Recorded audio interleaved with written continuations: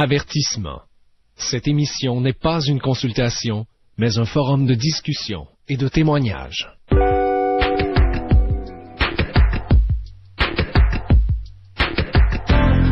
Société, débat, relations, famille. Mailloux à l'écoute.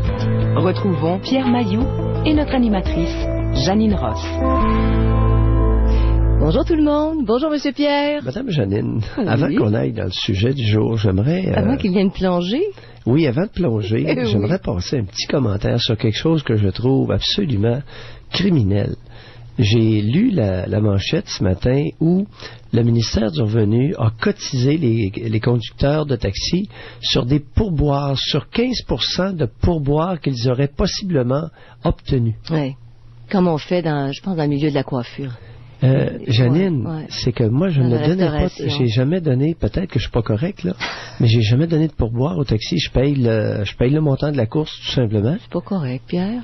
Et là, C'est pas correct. et là, j'apprends que le Oui. ministère du Revenu cotise les conducteurs de taxi, Ah oui. les chauffeurs de taxi, sur un 15% de pourboire Mais oui. virtuel. Que certains clients ne donnent pas. Puis d'ailleurs, vous le dites bien simplement. noblement, là, Il y en a qui ils ont juste l'argent pour une course, sont pris d'urgence. Alors, ils n'ont pas de pourboire à tous les coups. C'est Je savais probable, pas ça, moi, Pierre.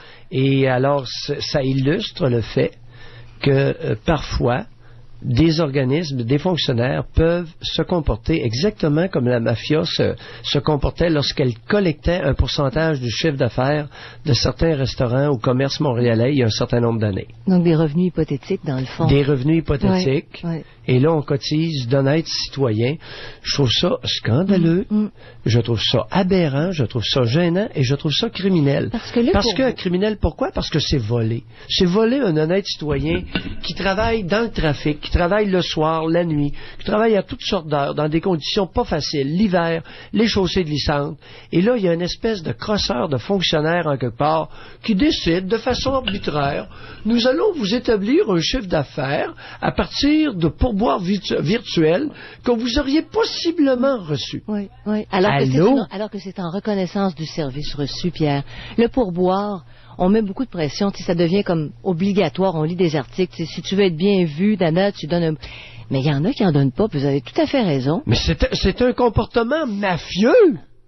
Ah! C'est criminel. Ça a beau être légal, c'est criminel. Quelque chose peut être légal et être absolument immoral, voire même criminel. T'as pas le droit d'aller détrousser quelqu'un comme ça. C'est un vol. Quand est-ce que le monde va réaliser que toutes ces maudites babelles-là, hey, il y a du vol là-dedans. Oui, mais c'est légal, Maillot. Ça peut être légal, mais c'est du vol pareil. En tout cas, Oui. ceci étant dit... Ben oui, c'est une ça m'a fait du reconnaissance. bien de T'es le dire. gentil, tu donnes un cadeau à quelqu'un, on n'impose pas les cadeaux. Dans le fond, c'est ça un pourboire. C'est un cadeau pour service reçu. Bon. Si au moins le crosseur avait déterminé la quantité de pourboire que le type a eu, OK? Ben là, on peut en discuter. Là, c'est pas ça. De façon arbitraire, il présume que toutes les courses, il y a eu 15% de pourboire. Hey, mais c'est de la mafia! Ah, on va Y a-t-il quelqu'un qui a d'autre que moi qui va lever les bras au ciel qui va dire « Hey, les crosseurs, rentrez dans votre trou! Attache tes chiens en quelque part! » Ouais, la manière de voir les choses d'une autre façon. C'est ça. Pierre, En tout vous cas. parliez de mafia. Oui. La mafia nourrit nos Ouais. peuples de cocaïne, de crack, etc. Ouais. Alors, on va rester sur notre filon entre les deux sujets, Pierre. Très opportuniste, Janine, je te lève mon chapeau. Alors T'as voilà. pas prévu? Ben, on parle de mafia. Bon. On va demander une Mafia question. légale, On va poser mafia une question. illégale. On va poser une question. Avez-vous fait déjà confiance à un proche, à un ami, peut-être même à un conjoint qui vous annonçait qu'il avait cessé l'usage de la cocaïne, du crack ou même de l'alcool? Combien de fois vous avez donné une chance à cette personne-là? Combien de fois? Tu sais, on regarde l'histoire de Marc Lafleur, le fils du hockeyeur. Là. Bon, il est affligé du syndrome Gilles de la Tourette. Bon, Il est impulsif, il souffre d'irritabilité. Je pense que ça fait partie de sa condition, en tout cas d'après des articles. Il souffrirait. Il souffrirait. On ne l'a pas examiné, là, parce qu'il ne faut pas être accusé de pratiquer illégalement la médecine. Là. Alors, on nous dit que... Ça a été rapporté dans les journaux, c'est ça. Ça a été rapporté. Oui. Bon, ça a été rapporté, parce qu'autrement, là, il y a une couple de ticlins qui vont dire, vous avez diagnostiqué en ondes le fils de... Hey, wow, les ticlins, là. Alors, on nous dit... Bon, tu comprends-tu? On modifie un peu la formule. Oui, c'est ça. Il y a des imbéciles qui nous écoutent, alors il faut en prendre compte. Il y a du bon monde qui nous écoute, mais il y a des idiots aussi. Alors, faut les inclure. Oui. Mais c'est ça. Alors, si on reparle des propos, des propos des journalistes dans les... Bon, c'est ça. Et il y a eu des accusations, puis ça peut monter à plusieurs accusations. Il est actuellement dans un hôpital, mais c'est fermé, là, à Sherbrooke. Et puis, on lui fait un examen psychiatrique. Correct?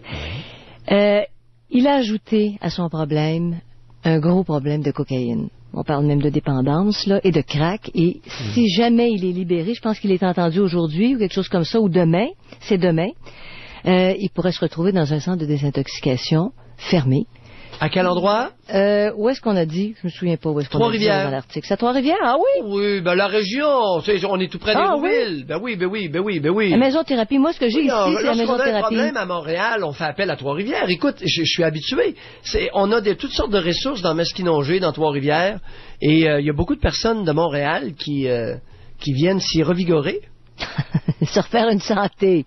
Ah oui, alors, sur ceux qui vomissent sur les régions, faites attention, parce que lorsqu'il y a des gros problèmes, on fait souvent appel à des ressources en région.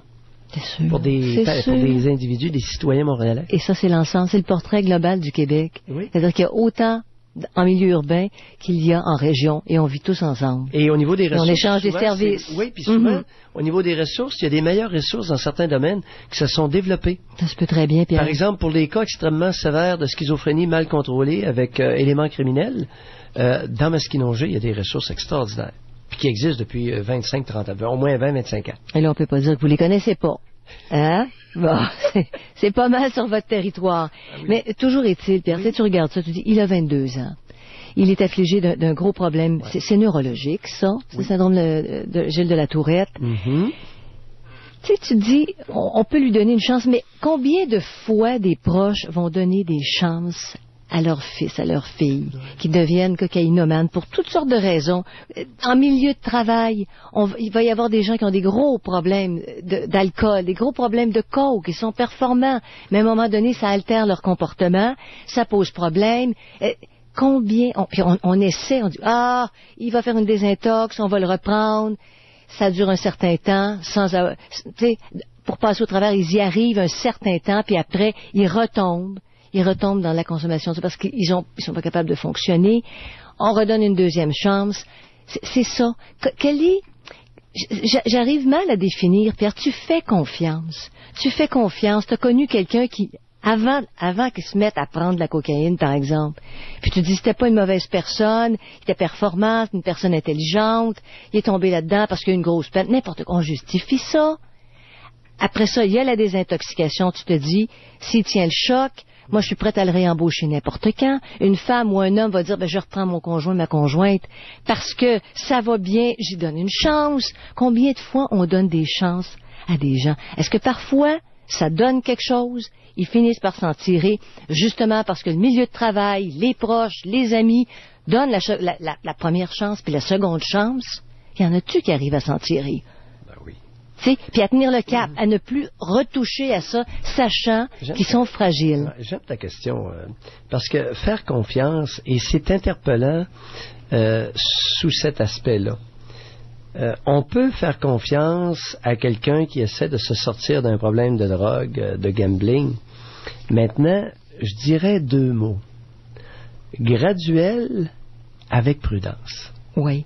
Pour faire confiance. Faire confiance à quelqu'un qui est désintoxiqué, de façon, la confiance graduelle et avec prudence. Si on agit selon cette petite échelle très simple, on peut donner plusieurs chances à quelqu'un de se réhabiliter.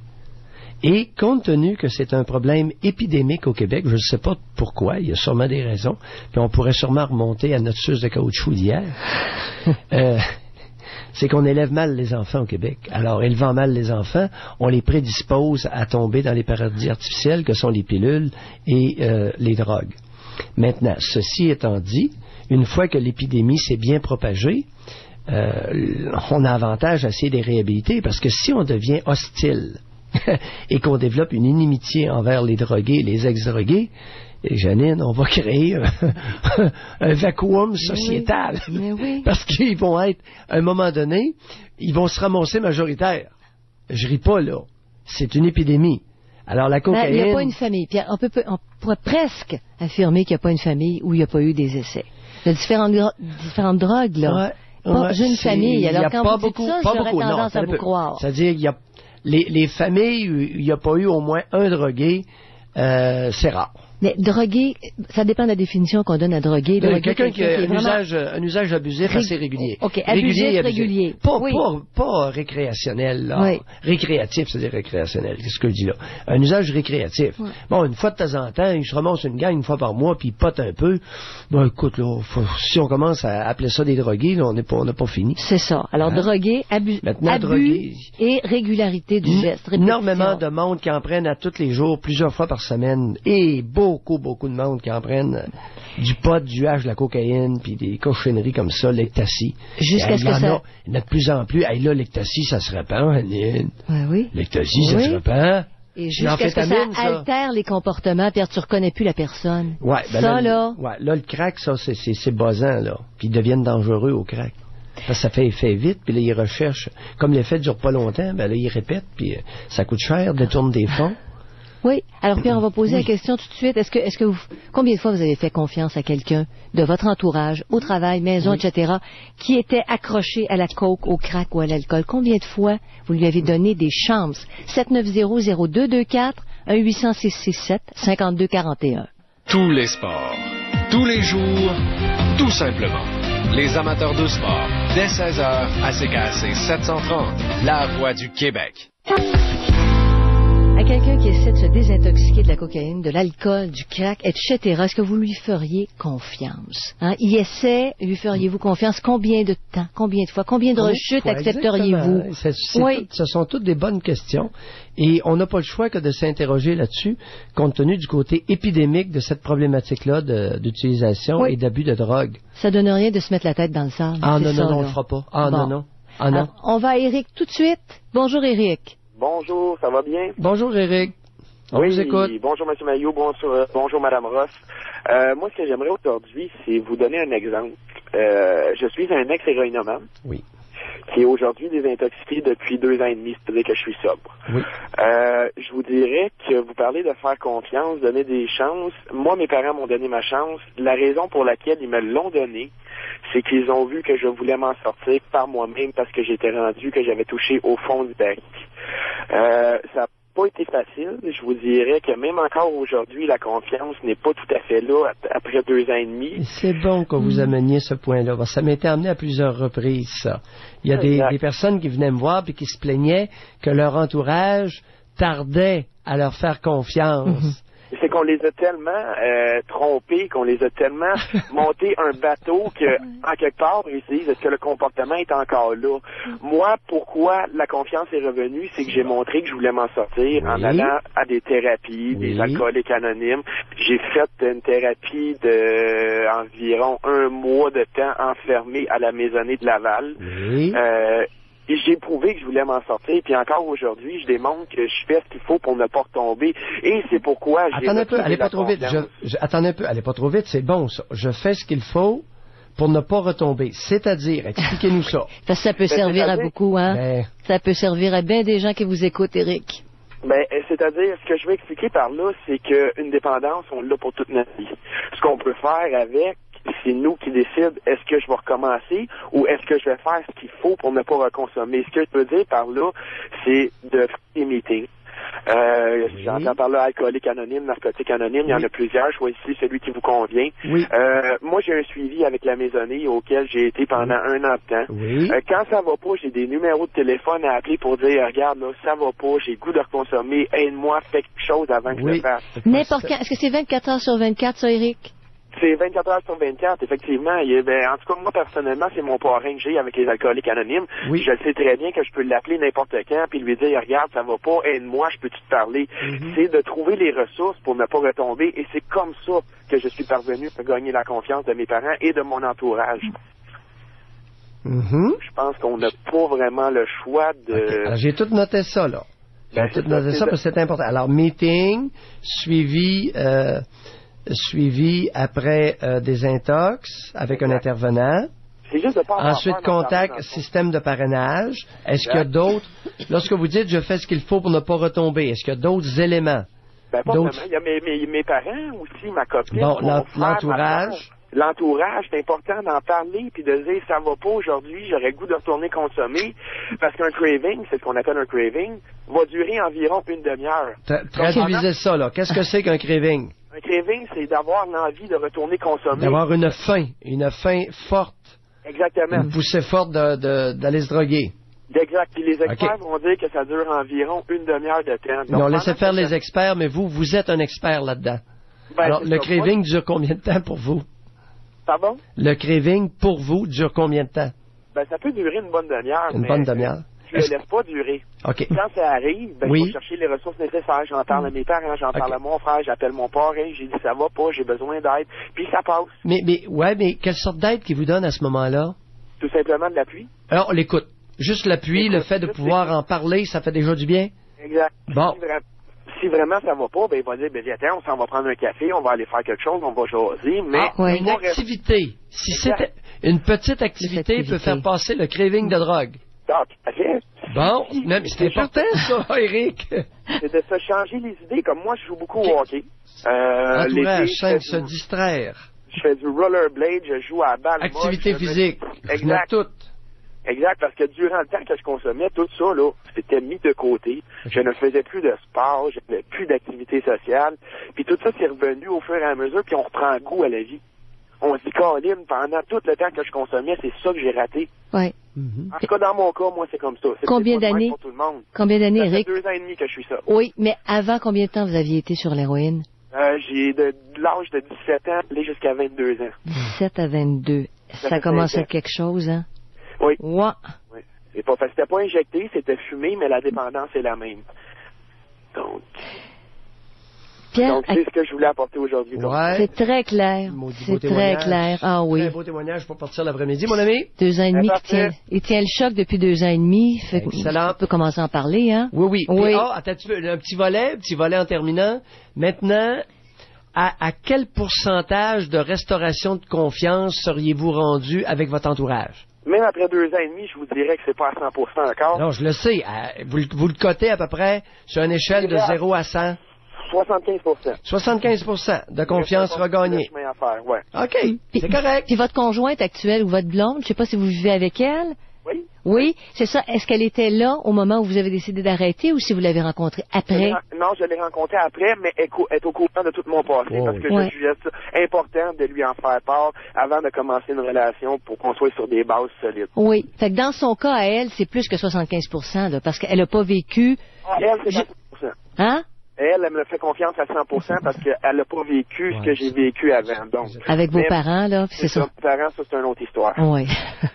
Merci beaucoup, Éric. Ça fait plaisir. Merci. Merci, au revoir. Alors, on continue. Est-ce qu'on a le temps d'amorcer un autre appel? On y va. Ben, oui, Pierre. Ah oui. Je sais pas quel âge avait-il là-dessus. 24 ans, Pierre. Un jeune homme de 24. Okay. Oui. Ben, c'est vrai, de 17 à 22, puis ça fait 2 ans et demi. Oui. Il y a 24 et demi. Alors, on parle à Michel. Bonjour, Michel.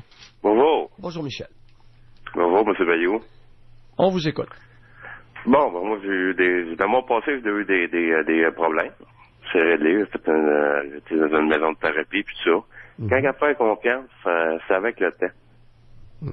La confiance, elle se gagne avec le temps. C'est toujours le temps qui prouve les choses. Ben beau, ça fait 6 mois, 2 ans, 5 ans. C'est avec le temps, des actions, des actes qu'on pose. Comme moi, je veux dire, j'ai fait ma thérapie, j'ai entrepris aussi mon cours à l'université. Oui. Pour ceux qui ont des problèmes d'alcool puis de drogue. Puis je travaille, puis je m'occupe d'esprit. OK. Vous avez quel âge, Michel? 44 ans. 44. Et à quoi vous droguiez, vous? La coke. la cocaïne? Et ça joue, Pendant combien de temps? Une quinzaine d'années. Oh, 15 ans. Est-ce que ça vous rendait dysfonctionnel, la cocaïne? Ouais. Oui. De quelle façon ça vous rendait dysfonctionnel? Manque au travail, manque à certaines obligations. Oui. C'est Point de vue financier, puis tout ça. Oui. Ça vous coûtait combien par semaine, la poudre? Ça dépendait du revenu que j'avais. Des fois, ça pouvait être 300, des fois 600, 700, 800. Par semaine. Ouais. Et vous travailliez, mais à un moment donné, vous n'entriez pas au travail, puis vous n'étiez pas fiable là, pour le travail. Non, j'étais pas fiable. Pour trouver votre argent, des gros montants comme ça, qu'est-ce que vous faisiez? Vous soutiriez à vos proches? J'avais un très bon revenu là-dedans. Oui. Ouais. Dans quelle sphère de travail? J'étais dans le coin de Longueuil, c'est Pratt Whitney. Oh boy, ouais. OK. Donc, c'est important. Oui. C'est un revenu de 70 000 par année. Oui. Fait que vous pouviez vous payer la cocaïne, c'est ça, là? Ouais. Sans voler les autres, puis tout. Mais qui a été le plus dupé dans votre entourage, Michel? Tu sais, vous dites reconstruire la confiance, ça prend du temps auprès de ceux qui te donnent une chance, puis deux chances. Qui a été le plus massacré là, par vos comportements? C'est moi. C'est vous. Oui, évidemment. Mais autour de vous, quand on parle de confiance qu'on aurait pu vous donner, tu sais, je te donne ma confiance. Point de vue ma mère, j'ai un de mes frères qui a été beaucoup déçu. Expliquez-vous, qu'est-ce que vous voulez dire par là? Vous l'avez beaucoup déçu? Mon frère, il avait une bonne confiance envers moi quand j'étais plus jeune, là. Quand il n'y avait pas de problème de drogue. Puis aujourd'hui, la confiance je trouve plus d'en avoir du tout, là. J'ai plus de contact avec. Michel, sans vouloir être trop pointé une entreprise plutôt qu'une autre, d'après vous, est-ce que vous étiez le seul dans votre entreprise qui se poudrait à la cocaïne? Là-bas à Longueuil, non. Okay. Il y a un programme d'aide aux employés, ils m'ont fait suivre. Okay. Mais dans ce temps-là, j'étais pas prêt. Vous savez, il est important de se dire que la drogue, c'est pas juste pour les restants de société puis les traîneux de rue. Mais non. Alors, la cocaïne, c'est une drogue de luxe, n'est-ce pas? On est d'accord là-dessus? Ouais. C'est une drogue pour les hauts salariés. Ben oui. Alors, vous étiez un gros salarié, 70 000, là, ça commence à faire tout qu'un salaire. Vous étiez un technicien spécialisé, quelque chose comme ça? Ou un corps? J'étais à l'inspection. OK. Finale. Oui, Donc, vous avez une bonne responsabilité. Il faut voir si que tout a été bien fait. Ouais. Donc, vous aviez les compétences. Est-ce que cette drogue-là affectait votre qualité professionnelle au travail? Pas vraiment, parce qu'au travail, je n'en ai jamais pris. Ça job. Ah, OK. Et quand je finissais de travailler. C'est-à-dire? Mettons, si mon fils finissait à 3h30, à 4h, j'étais sur l'influence de la coke. Oui. Puis ça pouvait durer toute la nuit, mais le lendemain matin, je suis sûr que j'étais pas à job. Bon, c'est ça. Ah, OK. C'est Alors, ça. si vous en preniez plusieurs heures, évidemment, vous n'étiez pas capable de dormir? C'est ça. Hein? Parce que la cocaïne... Est-ce que vous mangez? Avez-vous maigri, vous, dans ces années-là? Étiez-vous raide maigre ou... Moi, la première thérapie que j'ai faite, j'étais à 115 livres. Bon, attendez un Pas peu, gros, parce qu'il y a Pierre. des auditeurs qui savent pas ça, là. OK, on va s'arrêter ici, Oui. là. On va continuer avec Michel. Ah, oui. À quelqu'un qui essaie de se désintoxiquer de la cocaïne, de l'alcool, du crack, etc., combien de fois vous lui donneriez une chance? OK, c'est notre question. Puis on parle d'expérience vécue. 790-0224, 1-800-667-5241. On poursuit avec Michel. Michel, vous nous avez dit que dans les périodes où vous avez pris de la cocaïne, vous êtes descendu jusqu'à 115 livres. Puis c'est là qu'on en était tantôt, là. Pierre, vous avez accroché à ça. Écoute. 115 livres à Saint-Pierre-Neuf. C'est pas gros, ça. Ça, C'est non. pas gros. Ça, c'est dans le milieu des années 90. Eh boy, vous étiez cachectique, Michel. Ouais. Raide Tout. maigre. Très maigre, ouais. 5 pieds 9, 115 livres, là. Écoutez, 10 livres de moins, puis vous perdez connaissance. Vous êtes plus capable de marcher sur la rue, vous allez perdre connaissance. C'est où je me suis rendu. J'ai fait faillite, j'ai tout perdu. J'ai perdu mon emploi, j'ai tout perdu. J'ai perdu ma famille. Le monde, il devait avoir peur lorsqu'il vous regardait à 115 livres, 5 pieds 9. Vous aviez l'air d'un mort vivant. Ouais, j'étais vert. Ah oui. Aujourd'hui, je suis à 160 livres. Oui. Puis, j'ai la moitié du revenu que j'avais dans le temps. Ouais. réussi mon cours à l'université. Je suis bien heureux. Puis, qu'est-ce que les autres pensent de moi, c'est pas important. C'est qu'est-ce que je pense de moi qui prime, là. Puis, Michel, vous avez une intelligence certaine. Vous avez eu le temps de réfléchir, 44 ans. Ouais. Comment se fait-il que vous vous êtes drogué à la cocaïne? La grande question. La grande question, Oui. c'est... il y a plusieurs raisons. Allez-y. On va vous écouter. Oh mon Dieu, j'espère que vous avez la grande journée. Non, énumérer les raisons. Ouais. Parce que moi, quand j'étais petit, j'ai eu des problèmes de... Comment dire ça? Ben, je bégayais. Premièrement, je bégayais un peu aujourd'hui, parce que c'est moins épais que c'était. Oui. Des problèmes de communication. Ouais, de bégaiement, oui. Ouais. Non, il n'y a pas de ça. Ça. Mes sentiments, mes émotions. Puis Parce nous, qu'il y a on beaucoup de personnes qui bégayent puis ça donne pas la poudre.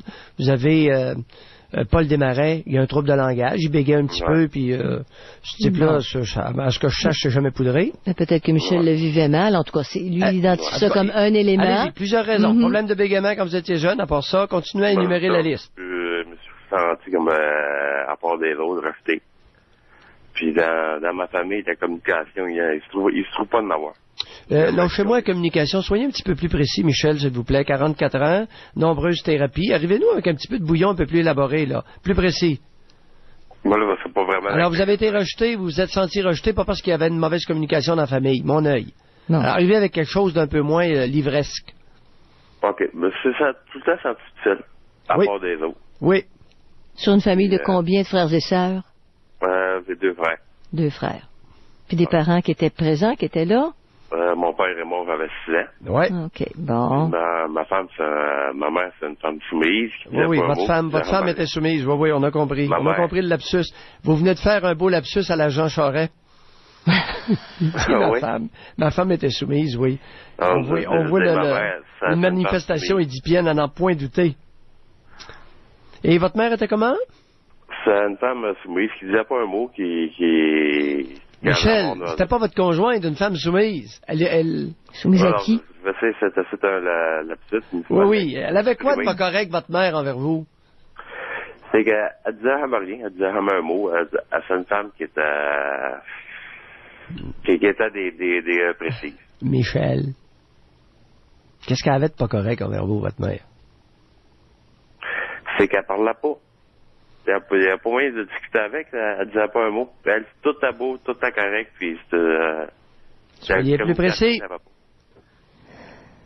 Il y a beaucoup de monde qui parle pas, les chiens parlent pas, les chiennes parlent pas, puis ils s'occupent de leurs petits, de leur progéniture, de façon exemplaire. On n'a pas besoin de langage pour élever un enfant. Alors, qu'est-ce que votre mère n'avait pas que vous aviez besoin? C'est de parler. Tu sais, moi, non! Il a fait des thérapies avant ça, l'animal. Ah, mais Pierre, il y a un minimum, non? Est-ce que le minimum était là? Non! L'affection, je comprends. C'est pas ça. Qu'est-ce que votre mère ne faisait pas avec vous, qu'elle aurait dû faire? Ben, montrer un peu de tendresse, d'affection. Un petit peu de tendresse, un peu d'affection. C'est un frigidaire, cibole. Parce qu'entre nous trois... C'est un cube de glace. Un cube de glace. Merci. Bon. Là, vous venez de dire quelque chose. Était de plus petite taille. Un cube de glace plutôt qu'un frigidaire. Non, c'est un cube de glace. Là, on comprend. Parce que tous les êtres humains ont besoin... La plupart des êtres humains ont un besoin viscéral de chaleur, d'affection, de tendresse, de bisous, de câlins. Pas de parler. Mais un minimum, Pierre. Pas de parler, ils ont besoin des bisous et des câlins, comme Janine quand elle arrive chez elle le soir. Elle n'a pas besoin de parler. Elle a parlé toute la journée. Elle a besoin de bisous et de câlins. Mais il a fallu que quelqu'un me parle. Mais tu sais, tu dis, Michel, sa mère a fait sa job, elle lui a montré le français. Là, comprenez-vous, elle a suffisamment parlé pour qu'il puisse s'exprimer, mais le fond, la tendresse, l'affection n'y était pas. Le problème n'était pas là, c'est un cube de glace. C'est ça. Bon. C'est ça. Hein? Tu vois une caresse de ma mère, pour ses mains des cheveux, jamais. Oui, puis vous bercez. Quand vous étiez bébé, votre mère, est-ce qu'elle vous berçait? Est-ce qu'elle berçait bébé? Ou c'était trop glaçon pour faire ça? Moi, je ne me rappelle pas. Il y a un paquet de femmes au Québec qui bercent même pas leur bébé. Janine! Hey, écoute, va falloir... Je me dis, et pourtant, la nature crie fort. C'est quand un bébé s'époumonne, il pleure, là. Tu peux pas faire autre... Il faut que tu ailles le chercher. Ça devient, tu sais, c'est à la limite. La nature fait que Elle ouvre bien grand les bras pour Tous les ça. bébés, aujourd'hui, là, en ce 7 mars 2007, tous les bébés du Québec qui n'auront même pas été bercés dans les garderies de Pauline Marois, c'est affligeant. C'est affligeant. Ils seront pas bercés. La bonne femme, elle n'aura pas le temps. La génitrice, là, elle n'aura pas le temps à soir de le bercer. Le bébé, il n'a pas été bercé de la journée. Il sera pas bercé à soir. Mais tu te replaces de ça comment? Alors, C'est regarde tous des Michel. futurs consommateurs de drogue. Les bébés de garderie de Pauline Marois. Les bébés, pas les jeunes de 3 à 5 ans. Ça les fragilise pour la drogue, c'est hallucinant. Qu'est-ce que vous pensez de l'idiotie que je viens de dire, Michel?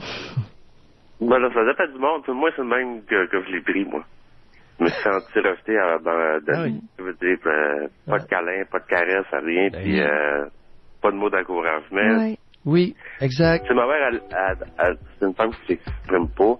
C'est une femme qui dit rien, qui bouge. Michel, arrêtez de lui trouver des excuses. Je vous dis qu'il y a des sourds et des muets qui font des très bons parents.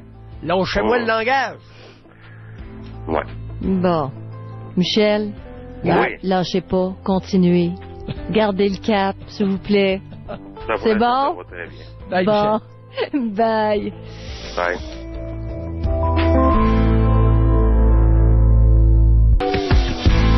Vous avez quelqu'un dans votre entourage qui a fait une désintoxication, vous lui donnez une chance, désintoxication de la coke, qu'est-ce que c'est, le crack, l'alcool. Combien de fois vous lui donneriez une deuxième, troisième chance? 790-0224, 1-800-667-5241. Et combien de fois on vous a donné une chance? Puis avez-vous été capable de vous en sortir parce qu'on vous a donné une chance? Alors on va à Manon. Bonjour Manon. Bonjour. Bonjour, Manon. Bonjour. Moi, j'appelle pour faire un témoignage par rapport à mon père. Oui. Mon père a été alcoolique. Ben, il se considère encore alcoolique, mais sobre depuis plusieurs années. Puis, Attendez un peu, je comprends pas, là. Pourquoi vous dites qu'il se considère encore alcoolique? Parce mais que ça... lui pense que c'est une maladie, puis que faut qu'il deal avec le restant de ses jours. Ah, dans ce sens-là. Simplement pour ça. Ah oui. Il a déjà été alcoolique sévère. Il est Oui. sobre depuis... Ça fait un bon 25 ans. OK. Et il ne retouche pas à l'alcool parce que il a peur de planter dedans solide. C'est ça que vous nous dites? C'est ça que je dois comprendre? Oui, c'est OK. ça. OK, continuez. OK, maintenant, c'est ça. Moi... Et il a probablement raison. On l'ostinera pas là-dessus, votre père. Là. Oh, c'est ça, il y a ses raisons. Moi, ce que je veux simplement dire aujourd'hui, c'est que quand il a frappé son bas fond à lui, ce qui lui appartient, je pense que c'est quand ma mère lui a arrêté de lui donner des chances. Et que même moi et ma sœur, on manifestait que, wow, ça n'a pas d'allure, cette vie-là. Donc, pour lui, ça a été, je pense, un point marquant quand il a arrêté d'avoir des chances. Bon point. Pour certains cas, faut pas généraliser. C'est ça. Mais pour certains cas, c'est pour ça que le mouvement Al-Anon, là, j'ai beaucoup d'hésitation. J'ai énormément de respect pour les alcooliques anonymes et très peu pour le mouvement Al-Anon. Parce que dans bien des cas, le mouvement Al-Anon, la participation à ce mouvement-là peut faire en sorte, pour les raisons que vous venez de dire, que l'alcoolique continue à boire parce qu'il est compris. Puis on l'endure. On l'endure. C'est ça. On donne des moyens à ceux qui sont proches de continuer de vivre sans planter eux, alors que l'autre continue de consommer tout ça. Exact. Alors, il y a quelque chose d'un peu à faire attention. Je dis bien. OK. Ensuite de ça, justement, à l'annon, on me l'avait proposé, mais moi, j'ai rien voulu savoir de ça. Puis, je suis allée voir un de ses témoignages quand il a pris un gâteau, quand ça fait 17 ans. Oui. J'étais vraiment fière de lui parce que il n'a pas été présent quand nous, on était enfants. Maintenant, il est rendu grand-papa et...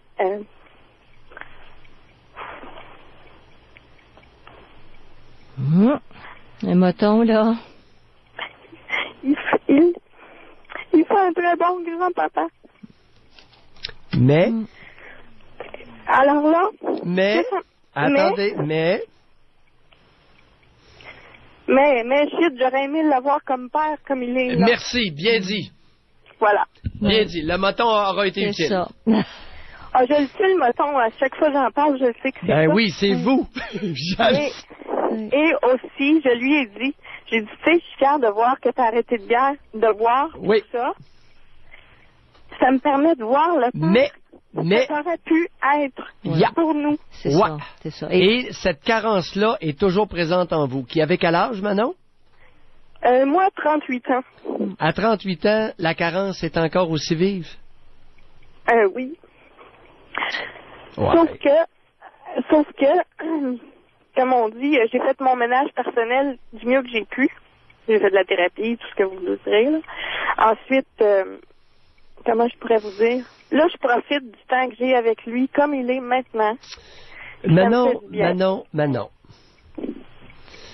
Vous profitez de lui comme il est maintenant.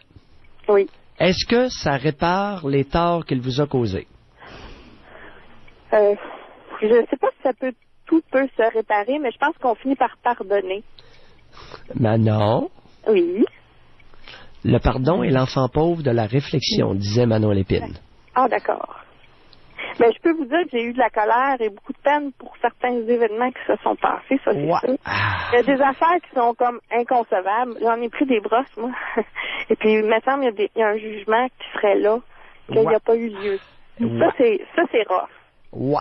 Quand tu deviens parent, c'est là que tu trouves ça encore plus rough de regarder ton passé. Ouais.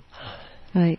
La question, sa conduite actuelle répare-t-elle les torts qu'elle vous a causés? Bonne question, non. Je pense que je répare mes torts. Alors là, le pardon, là, on comprend-tu que le pardon, on va l'évacuer par le canal anal? Mais c'est dans le camp, tu sais, c'est dans le camp de Manon. C'est elle qui est obligée de faire des choses. Puis on va arrêter de se leurrer avec le pardon? Oui. Mais en même temps, je me dis... je suis contente qu'il ait fait le move d'arrêter. Non, mais Manon, le problème, là, reste entier. Comment on va faire pour réparer les torts que l'alcoolique vous a causés lorsque vous étiez jeune? Il le dit, ça se répare pas. Non, je regrette Janine, non, je partage pas, là. Pour une fois, ça devrait... Qu'est-il arrivé de ton enthousiasme débordant, chère Janine? Non, mais c'est ce qu'elle nous a dit. Ah, mais je le prends pas. Je le prends pas. Mais non, c'est ce que vous avez dit quand Pierre vous a posé il y a 2 minutes. Oui, c'est ce qu'elle a dit. Oui. Mais je le prends pas. Je suis pas d'accord. Vous êtes pas d'accord? Oh non. Ah, ben là, vous me... Un instant. Je t'étonne. Allez, Manon. Tout ne se répare pas. Cependant, ce que j'ai comme enfance, je me suis relevée, puis je fais de quoi de bon avec ma vie, puis je suis contente de ma vie. Oui. Je vous dis pas que c'est toujours facile, mais j'avance. Manon, je continue. Y aurait-il lieu de réparer certains torts? Et si oui, comment?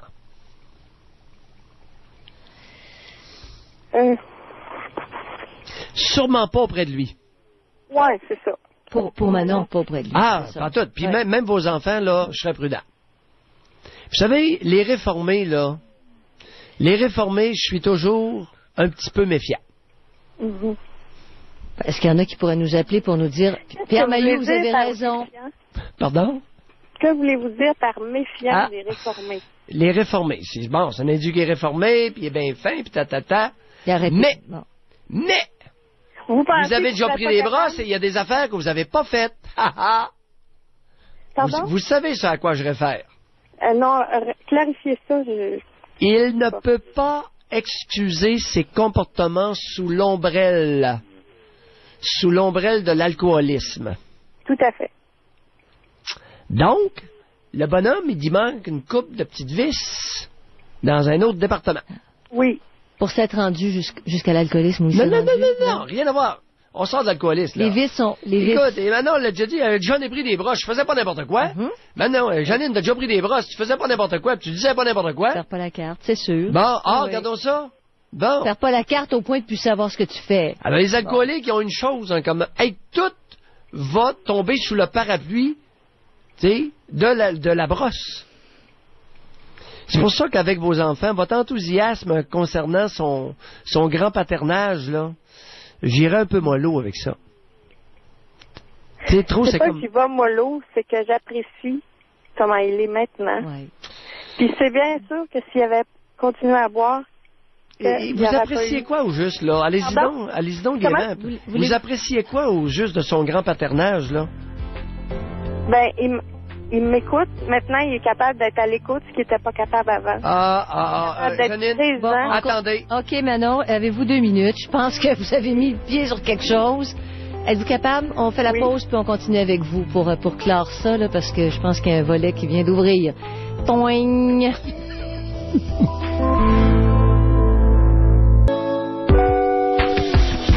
Avec quelqu'un dans votre entourage qui essaie de se désintoxiquer, qui en est à sa première tentative, 2e, 3e, cocaïne, alcool, là, tout ça, est-ce que vous feriez confiance? Et combien de fois on peut faire confiance malgré des rechutes?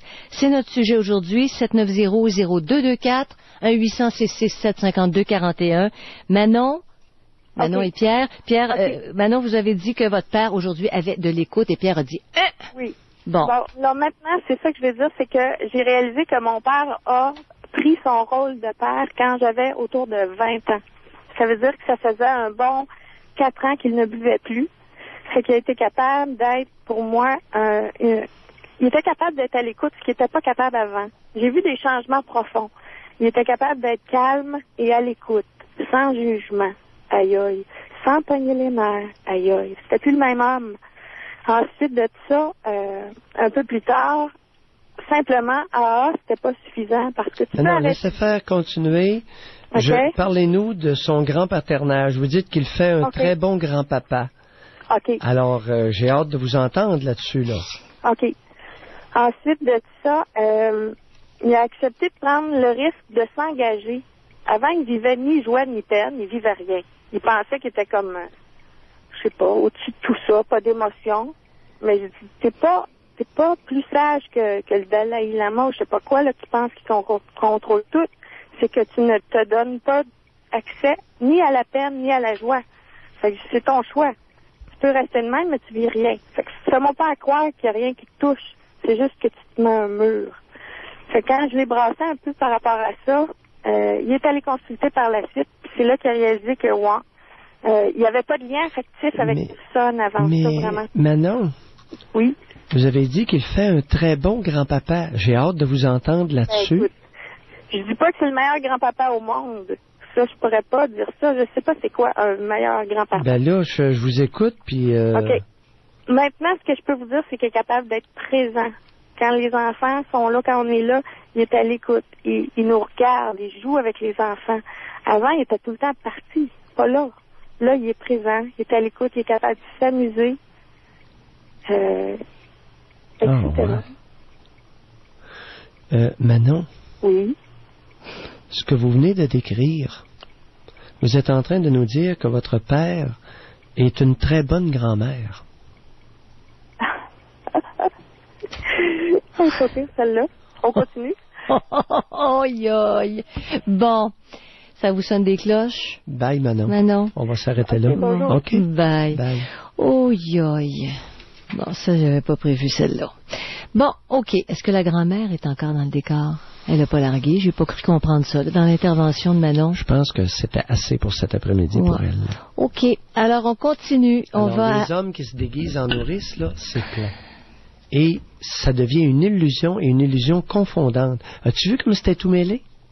Ben, il y avait énormément d'émotions qui remontaient, en tout cas. Pierre. Non, mais c'est tout mêlé. Réparation. C'est tout mêlé. Ah, oui. C'est tout mêlé. Il faut faire attention aux alcooliques réformés. Parce qu'ils deviennent, dans certains cas, des artistes illusionnistes.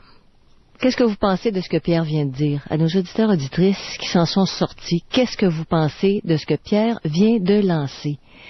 Bon. Alors, on va tout de suite parler à Anne. Non, ça peut être intéressant, Pierre. Ça peut être très intéressant, cet aspect-là. Ça n'a jamais été soulevé. Tu dis, oui, je suis resté un menteur. Moi, je l'ai déjà entendu, là. Je suis resté un menteur. Je suis resté quelqu'un qui manipule. Je ne bois plus, mais j'ai ce fond-là. Bon, en tout cas, alors... T'as-tu senti quelque chose de... Ou rattraper... À faire attention. Alors, elle se nourrit, elle ne va pas s'alimenter à d'autres crèches, croyant qu'elle s'alimente à une bonne crèche. Alors, à Manon, je dirais, elle aurait peut-être avantage à s'approcher d'hommes d'un certain âge qui ont de l'allure. Alors, on va à Anne maintenant. Bonjour, Anne. Bonjour. Bonjour, Anne. Moi, j'appelle, puis justement, le dernier bout que vous venez de parler, je trouve que ça me concerne énormément. Moi, je suis toxicomane. Oui. J'ai 37 ans. Oui. J'ai 3 enfants, dont 10, 15 et 18 ans. Oui. Qui ont subi ma toxicomanie. Oui. Depuis combien d'années? Depuis combien d'années, Anne? Je dirais depuis 10 ans. Ça a été 10 ans, là, je peux dire, là... Avec le dernier accouchement? Oui. Vous avez accouché, est-ce que vous vous droguiez avant le dernier accouchement ou après? Avant, pendant la grossesse, puis après. OK. Au dernier seulement. Avant, pendant la grossesse et après. Oui. Et Anne, c'est important de le dire, c'est de plus en plus fréquent, les femmes qui se droguent, les femmes enceintes qui se droguent. Et vous, c'était quoi? C'était pot ou cocaïne? Oui, c'était du pot. Oui. Puis non, j'ai pas été sa cocaïne, comme vous disiez, c'est une drogue pour le monde qui a de l'argent. Ben, c'est la drogue des riches. Ouais, c'est la luxure, la poudre. La poudre, on regarde ça pour nos ministres. J'étais aussi droguée, par contre, je pense que juste mon portefeuille qui pouvait pas suivre, là. Qu'est-ce que vous preniez? C'était du pot ou du hashish? Oui, c'était les deux. Les deux. Alors, vous le preniez dans sa forme concentrée? Oui. Et ça, de quoi valait combien pesait le bébé à la naissance? Il était petit, il pesait 6 livres. Ouais. Et vos 2 autres pesaient combien avant? Il était pas beaucoup plus gros, là, mais il était en meilleure santé. Les 2 autres, le premier pesait combien? 6 et 7. Oui. Et l'autre aussi, 6 et 5. Oui. Un petit peu plus gros. Et votre troisième, lui, 6 livres pile. Oui, c'est ça. Ouais. Mais pas en bonne... Il était pas en santé, là. C'était pas non, puis aujourd'hui, il souffre de troubles d'hyperactivité. Oui. Concentration, il est replié sur soi. Oui. Très faible estime de lui-même. Oui. Est-ce qu'il y a des troubles là, de motricité fine? Oui. Oui. Troubles de motricité fine que... Ben oui, tous les découpages, tout bricolage, toutes ces choses-là, il y a beaucoup de difficultés. C'est exactement ça. Hein? On est bien barré avec le dernier, hein? Oui. Le hashish, le cannabis, ça claque? On assume aujourd'hui, là, je vois beaucoup de Ben là, vous assumez, pauvre vous. C'est pas vous qui assumez. C'est pas vous qui l'avez. Oui, mais c'est... Là, vous assumez, j'assume. Pardon? J'essaie quand même de l'aider. Ben là, j'essaie de l'aider. Pauvre lui, il est pas capable de visser, il est pas capable de cogner un clou. Mais Anne, 10 ans, puis il est pas capable de rentrer un clou avec un marteau. Mais il y a une chose, Anne, vous n'êtes pas encore sortie de ça, là. Vous n'êtes pas capable. Hey, j'assume. Anne, est-ce que c'est ça qu'on a compris? Oui, c'est ça, oui. Attendez un peu, une chose à la fois. Elle n'a pas terminé, là. Pierre. Les distorsions cognitives, là, on arrête ça. Alors, j'assume, non. C'est pas vous qui l'avez. Alors, vous pouvez pas assumer le trouble neurologique de votre garçon, n'est-ce pas? OK. C'est juste ça, là, on va s'entendre. Parce que moi, je suis pas une valise, puis il y a des affaires qui passent pas. Alors, continuez. Je veux peut-être juste dire que je fais face, là. Je suis pas dans l'illusion à me dire que... Correct. Parfait. Ça, c'est bien dit. Mais on peut pas assumer le problème de l'autre. L'autre, lui, là, il a toute sa vie à vivre, là, poqué par le cannabis. Continuez. Oui. Puis mon fils, en plus, il avait ses 2 parents qui consommaient. Son père également. S'il vous plaît, laissez faire la consommation. Ses 2 parents se droguaient. Est-ce que j'ai bien compris? Oui, c'est bien ça. Bon, merci. Puis, moi, qu'est-ce qui me touche dans ce que vous disiez au dernier témoignage, c'est les artistes illusionnistes et réformés. Moi, je pense que je fais partie de cette catégorie-là. Ben là, on va être honnête, hein, au moins après-midi. J'ai arrêté, quand j'ai arrêté de consommer, je pensais que je pourrais faire... Quand j'ai arrêté de me droguer. Quand j'ai arrêté de me droguer. Oui, parce que moi aussi, je consomme, mais je me suis jamais drogué. Non, OK. Je suis un consommateur, j'achète toutes sortes de biens. Quand j'ai arrêté de me droguer, c'est sûr que je croyais que on avait le droit à une chance, puis que tout redeviendrait bien correct, puis qu'il n'y aurait pas d'impact. Puis aujourd'hui, je sais bien que même si je consomme pas, j'ai tous les comportements d'une bonne toxicomane. C'est-à-dire? Mentir, fuir, nier, rester dans l'illusion beaucoup, là. Eh oui. L'étiez-vous avant? C'est une bonne question, ça, Janine, j'aime ça. Ouais. J'aime ça, cette question-là. Mais l'étiez-vous avant, Anne? Parce que vous avez commencé à vous droguer à 27 ans, c'est ça? Oui. Avant, est-ce que vous étiez... De façon régulière, là? De façon régulière, c'est ça. Mais avant ça, c'était pas régulier puis abusif. Non. Mentir, fuir, puis nier, est-ce que vous le faisiez naturellement? Je le faisais dans d'autres choses. OK. Je le faisais dans d'autres substances, comme tu disais, dans d'autres consommations, que ce soit le magasinage, que ce soit... je me suis toujours sentie très compulsive, très émotive. Mais pour dire le dans l'extrême... Anne, en quoi consistait le mensonge dans le magasinage? En quoi ça consistait mon mensonge? Oui, parce que je comprends pas, là. Je me créais des besoins. Non, soyez concrets. Donnez-nous des exemples concrets. Oui, par exemple, je pouvais aller en ville, moi, parce que je disais que j'allais faire de l'épicerie, puis je pouvais revenir avec un paquet d'affaires pour la maison qui n'avait rien à voir avec l'épicerie, là. Ah, vous mentiez sur vos sorties? Non, je me mentais sur qu'est-ce que j'avais vraiment besoin. À elle-même, d'abord. Eh ben. Ouais. Tu sais, là, j'étais continuellement un vide. Est-ce qu'il vous arrivait de voler? Voler à l'étalage? Plus jeune, oui. C'était comme avant de tomber dans la drogue, là. C'était Arrêtez donc, on est en train de faire toute une liste d'épiceries, hein? Vol à l'étalage. Combien de fois à peu près vous avez volé à l'étalage en tout et partout dans votre vie? Peut-être 3-4 fois, là, mais... 3-4 fois? Vraiment vers l'adolescence. Mais je trouve que c'est tous des comportements qui m'emmenaient tranquillement pas vite. À aller vers la fuite plus grosse, là, qui est dans... Ah non, c'est pas drogue, ces comportements-là. S'il y avait des raisons qui sous-tendaient ces comportements-là. Ben, moi, je trouve vraiment que l'alcoolique ou que ça... Non, laissez faire, là. Laissez faire les autres. Il n'y en a pas deux pareils. OK? Là-dessus, vous pouvez me croire. Alors, vous, dans votre cas, qu'est-ce qui vous a emmené au vol à l'étalage, à la drogue? Qu'est-ce qui vous a emmené là? Peut-être. On va s'arrêter là. OK, vous allez continuer à réfléchir. On vous revient, vous direz à Pierre tout de suite après. C'est correct? OK, alors on continue. On continue avec Anne, c'est ça? Oui. Bon. Oui. Et Pierre, la dernière question, là. Où est-ce qu'on en était? Vous aviez posé une question. Qu'est-ce qui vous a emmené là? Qu'est-ce qui vous a emmené à vivre... Moi, au vol à l'étalage, à mentir, à fuir, la source des à nourrir choses. d'illusions. Ben moi, une des réponses que je me suis donnée, que j'en viens, c'était mon mal de vivre. Je pense que j'ai toujours de la difficulté entre même le choix de vouloir vivre. On se voit, c'est le mal de l'âme. C'est en dedans, c'est un vide. Hein. Anne. Oui. Qu'est-ce que vous voulez dire par là, le choix de vivre? Ben, je pense que quand en dedans, t'es pas bien, peu importe ce qui se passe autour de toi, il faut de la motivation pour... Avez-vous déjà eu des idées d'en finir? Ben oui. À quel âge la première fois? Je pense que j'avais 12 ans. Racontez. Ben, j'ai fait à quelques reprises des tentatives de suicide, mais à 12 ans, la première fois que j'ai parti de chez mes parents pour me retrouver en famille d'accueil.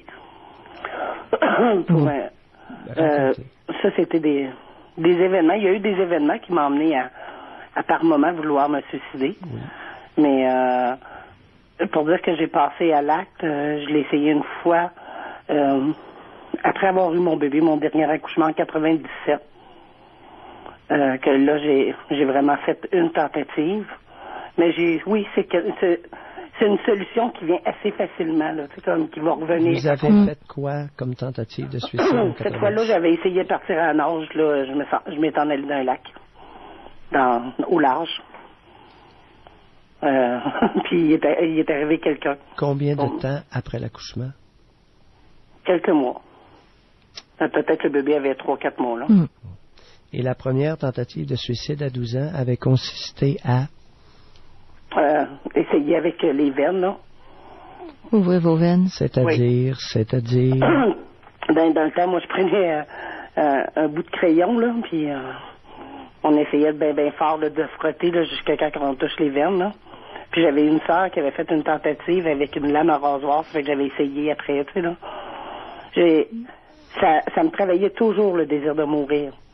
J'ai comme toujours eu en dedans de moi, là, j'avais l'impression... C'est incroyable. Le désir de mourir me travaillait. La façon dont vous phrasez ça, le désir de mourir me travaillait. Vous étiez tellement découragé que vous n'étiez plus capable d'affronter la vie. C'est pas tout à fait le désir de mourir qui vous attirait. C'est le découragement et le désespoir était tellement grand que c'était invivable. Ouais. C'est comme si la mort devenait plus fascinante que la vie. Non, il n'y a pas de fascination là, c'est le découragement. Ah oui, ça mène à... Il n'y a pas de fascination là-dedans. N'est-ce pas, Anne?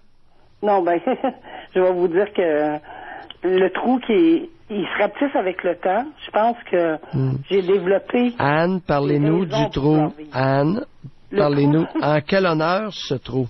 Il y a plusieurs honneurs, je pense. Il y en a 2-3. Il y en a 2-3, il n'y en a pas 10. Ben, c'est sûr que j'ai vécu de l'inceste quand j'étais jeune. Merci de le dire. Inceste aux mains de? Mon père. De quel âge à quel âge? Je devais être tout jeune.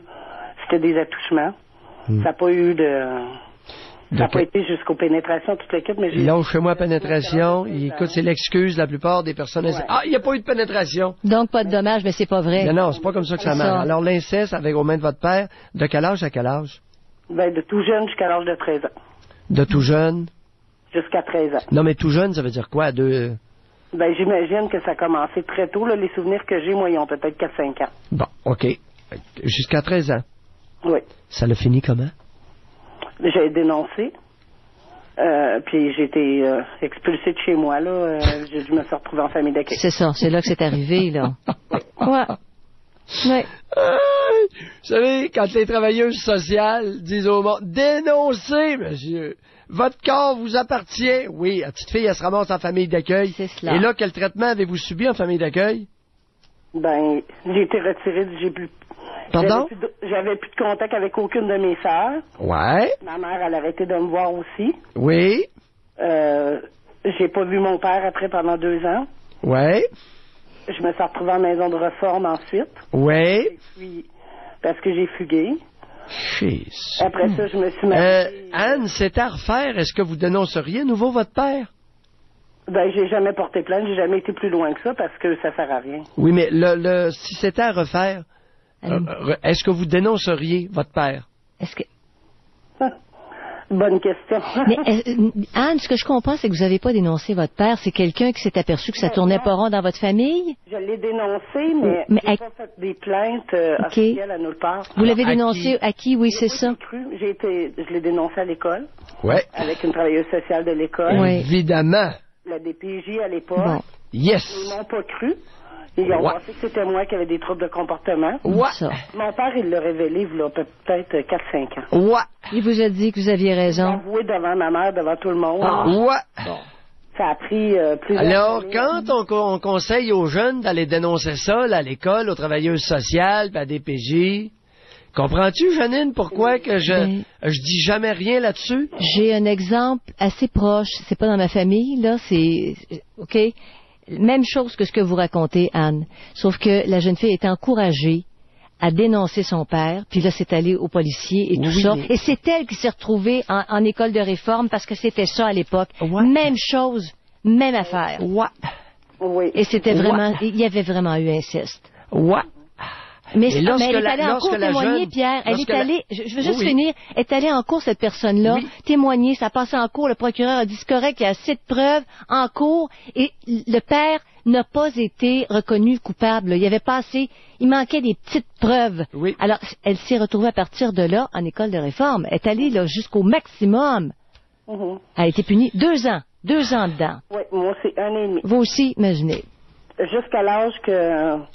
Ils m'ont laissé sortir du centre. Alors j'espère, vous savez, les travailleuses sociales, il y en a beaucoup qui écoutent, là. Et j'espère que vous écoutez, non pas Mayou, mais j'espère, mesdames, que vous écoutez Anne. Et j'espère que vous écoutez Janine quand elle parle. J'ai étudié là-dedans, puis je peux vous dire que je me suis aidée en allant étudier là-dedans. Vous avez étudié dans quoi, Anne? En travail social. C'est vrai? Oui. Ben, c'est correct. J'ai études parce que je pense que c'était ma thérapie, ma première thérapie personnelle. C'est excellent, Anne. Il n'y a pas de problème là. Mais ça m'a pas évité de retomber. Ouais. Tu sais, j'aimerais ça pouvoir... Attendez. Alors là, il y a eu, comme facteur déclenchant dans votre cas, de tout ce dérapage-là, il y a eu l'inceste aux mains de votre père. Oui, il y a eu la froideur de ma mère, la réaction de ma mère aussi. Je vais vous dire qu'elle m'a pas cru. Non. Bon, là, oui, mais... Elle n'a même pas allé la voir quand elle était à l'école de réforme. Faut lui pardonner, c'est une femme. Non, mais je suis très consciente aujourd'hui que elle m'a donné ses explications. Hein. On a pu en discuter, puis ça, je l'apprécie énormément. Ben oui. Mais sa raison, c'était, regarde, toi, t'étais sur le point de partir, t'étais ma dernière enfant, puis moi, après ça, j'aurais pu eu ton père. C'était... Je capote, Steve! Je capote! Janine! Ah! Eh oui. Ah! Eh oui. Hey, quand est-ce qu'elle vous a donné cette savante explication, la tarte? Ça fait déjà... ça doit faire un 7-8 ans. Elle avait quel âge? La nouille! L'andouille! Oui, j'admets que c'était assez... Non, mais écoutez, il y a des femmes... Non. Il y a Bernard Landry a raison. Il y a un paquet de femmes au Québec qui ont des cervelles de moineaux. Oui, Bernard Landry a raison. Mais quelle cervelle de moineau! Pauvre Anne, elle voit sa mère puis ça la fait sourire. Qu'est-ce que tu veux faire rendu là? Est-ce que vous avez des problèmes pulmonaires? Hein? Je vais vous dire que moi, là, ce que je me retrouve aujourd'hui dans ma mère, parce que veux pas, hein, j'y ressemble, c'est ma mère. Wow, les nerfs, on se calme, c'est pas automatique, ça. Ce n'est pas automatique. Pardon? J'ai développé des comportements, des façons d'être comme elle. Bon, ben attendez, les nerfs, on se calme, là, dans notre désir de s'identifier, là. Wow! La dépendance affective. Hey, envers elle? Je me suis retrouvée beaucoup là-dedans. Oui, les moteurs, là, un instant, on respire. J'aimerais pouvoir dire que j'ai fait mieux, hein, mais regardez avec le résultat, avec mes enfants. Ouais. Aujourd'hui, je peux vous dire qu'au niveau de la maturité, c'est plate à dire, mais mes enfants sont beaucoup plus matures. Bon, Anne, maintenant que les jérémiades ont été énoncées, on va faire quoi dorénavant à 37 ans pour réparer nos bévues? Ben, je pense que c'est à tous les jours de continuer puis d'être franche avec moi-même puis d'être capable. Oui, non, mais avec les enfants, là, réparer ce que vous avez fait de pas correct avec vos gamins, là. C'est ce que j'essaye de faire à tous les jours. Bon, excellent. Alors, vous avez beaucoup de temps pour réparer.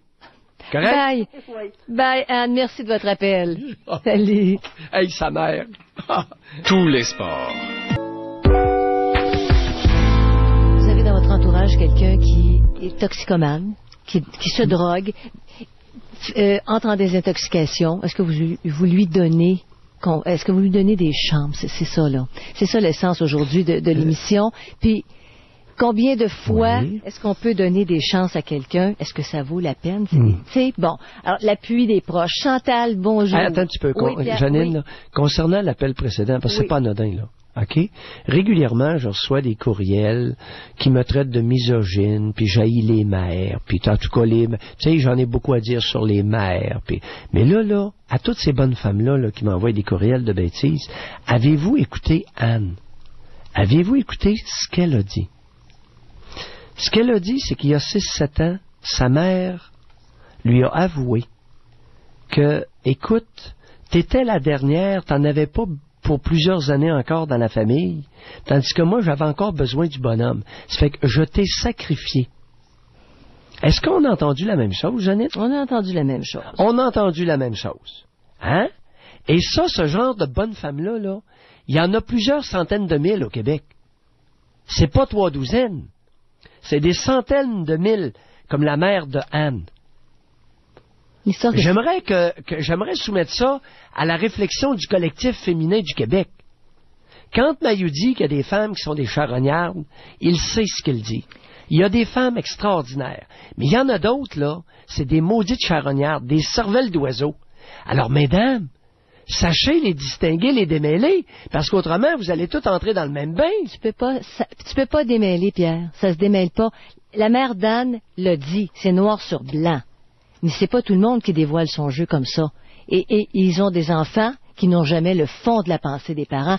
Jamais jusqu'à leur mort. Quand une mère lève sa petite de 8 ans pour aller sucer le bonhomme à 11 heures, elle n'a pas besoin de parler. C'est elle qui est allée réveiller la petite pour aller sucer le bonhomme. C'est encore clair. C'est encore clair. Il y a des stratagèmes moins clairs que comme ça. Alors, on parle à Chantal. Bonjour, Chantal. Oui, allô? Bonjour, Chantal. Allô? On vous écoute. Je suis un peu nerveuse, c'est la première fois. Bienvenue. Moi, c'est ça. J'ai commencé à l'âge de 10 ans à consommer de l'alcool. Puis j'ai fini avec l'aiguille dans le bras. C'est-à-dire? Je me suis injecté avec la coke. OK. Pourquoi l'injecter au lieu de la sniffer ou de la fumer? C'est une bonne question. Pourquoi je me suis dit, c'est la dernière fois que je n'avais pas essayé, puis je voulais sauver une personne. J'ai dit, si tu piques, je vais le faire. Ben là, vous vouliez sauver une personne, Chantal, un peu de sérieux, là, on n'est pas des valises. Hein? C'est comme je voulais, avec ma dépendance affective, ça va en... Chantal, vous vouliez plus ou moins consciemment vous détruire, vous enlever la vie. C'est ça. Bon, mais pourquoi pas le dire simplement, chère Chantal? OK. Hein? Pourquoi mentir, venir me dire que vous vouliez sauver une personne alors que vous vouliez vous tuer? Tu sais, puis vous étiez pas encore tout à fait rendu là, mais là, vous étiez en train de prendre des moyens d'autodestruction. Hein? Allez-y, continuez. Puis, c'est ça, que à plusieurs reprises, j'ai essayé de me tuer avec, j'étais dans les bars, je buvais, puis à un moment donné, je coupais les verres, les cendriers, puis je me coupais les veines, tu sais. Oui. Puis mon père, il était jamais là, il travaillait tout le temps. Oui. Puis, c'était un manque d'amour que j'ai eu. Puis, mon père, il m'a aimé comme que pu, tu sais. Chantal, parlez-nous de votre mère. Est-ce que c'est votre père qui vous a accouché? Non, c'est ma mère. Bon, Chantal, je joue pas une valise. Deuxième avertissement. Le père qui travaille, c'est noble dans notre société. OK? Alors, laissez faire le père qui travaille, qui n'est pas là, puis parlez-nous de la mère. Correct? OK, on va aller droit au but, OK? Oui, okay, Chantal, là-dessus, là. On passera pas le tour de la roche. Et avec moi, là, on est mieux parce qu'autrement, je vais vous envoyer direct sur la roche. Parce que, de toute façon, faire le tour, des fois, c'est long. Oui, puis le maillot, là, les grands tours de roche, c'est pas son fort. Alors, allez-y. OK. Puis, qu'est-ce qui est arrivé? Ma mère, quand j'étais jeune, était alcoolique. J'arrivais de l'école, puis elle était saoule. Ben oui. Puis, à un moment donné, c'est ça, j'ai commencé, elle était pas responsable, elle avait de la misère à s'occuper de nous autres. Ouais.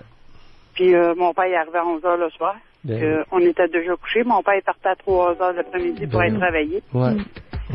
Attendez, on va continuer tranquillement, Janine, si t'as pas d'objection. Mais oui. On vient juste de commencer. Bien certain. On a amorcé un petit peu. Oui. Alors, faire confiance à quelqu'un qui... On a décidé d'une attitude d'ouverture mutuelle.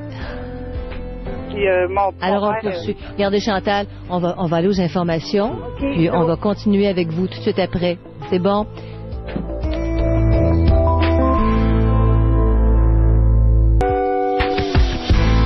Bon, aujourd'hui, Pierre, on glisse d'un bloc sur l'autre. Je vais juste rappeler notre sujet aujourd'hui, là.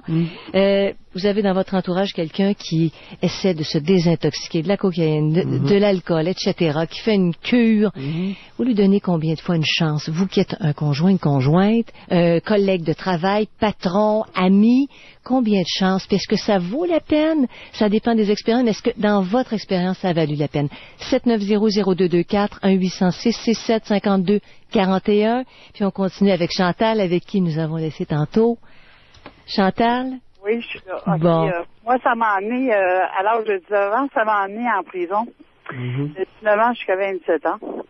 Puis jusqu'à temps que mon père m'a envoyé... Attendez un peu. En prison, pourquoi?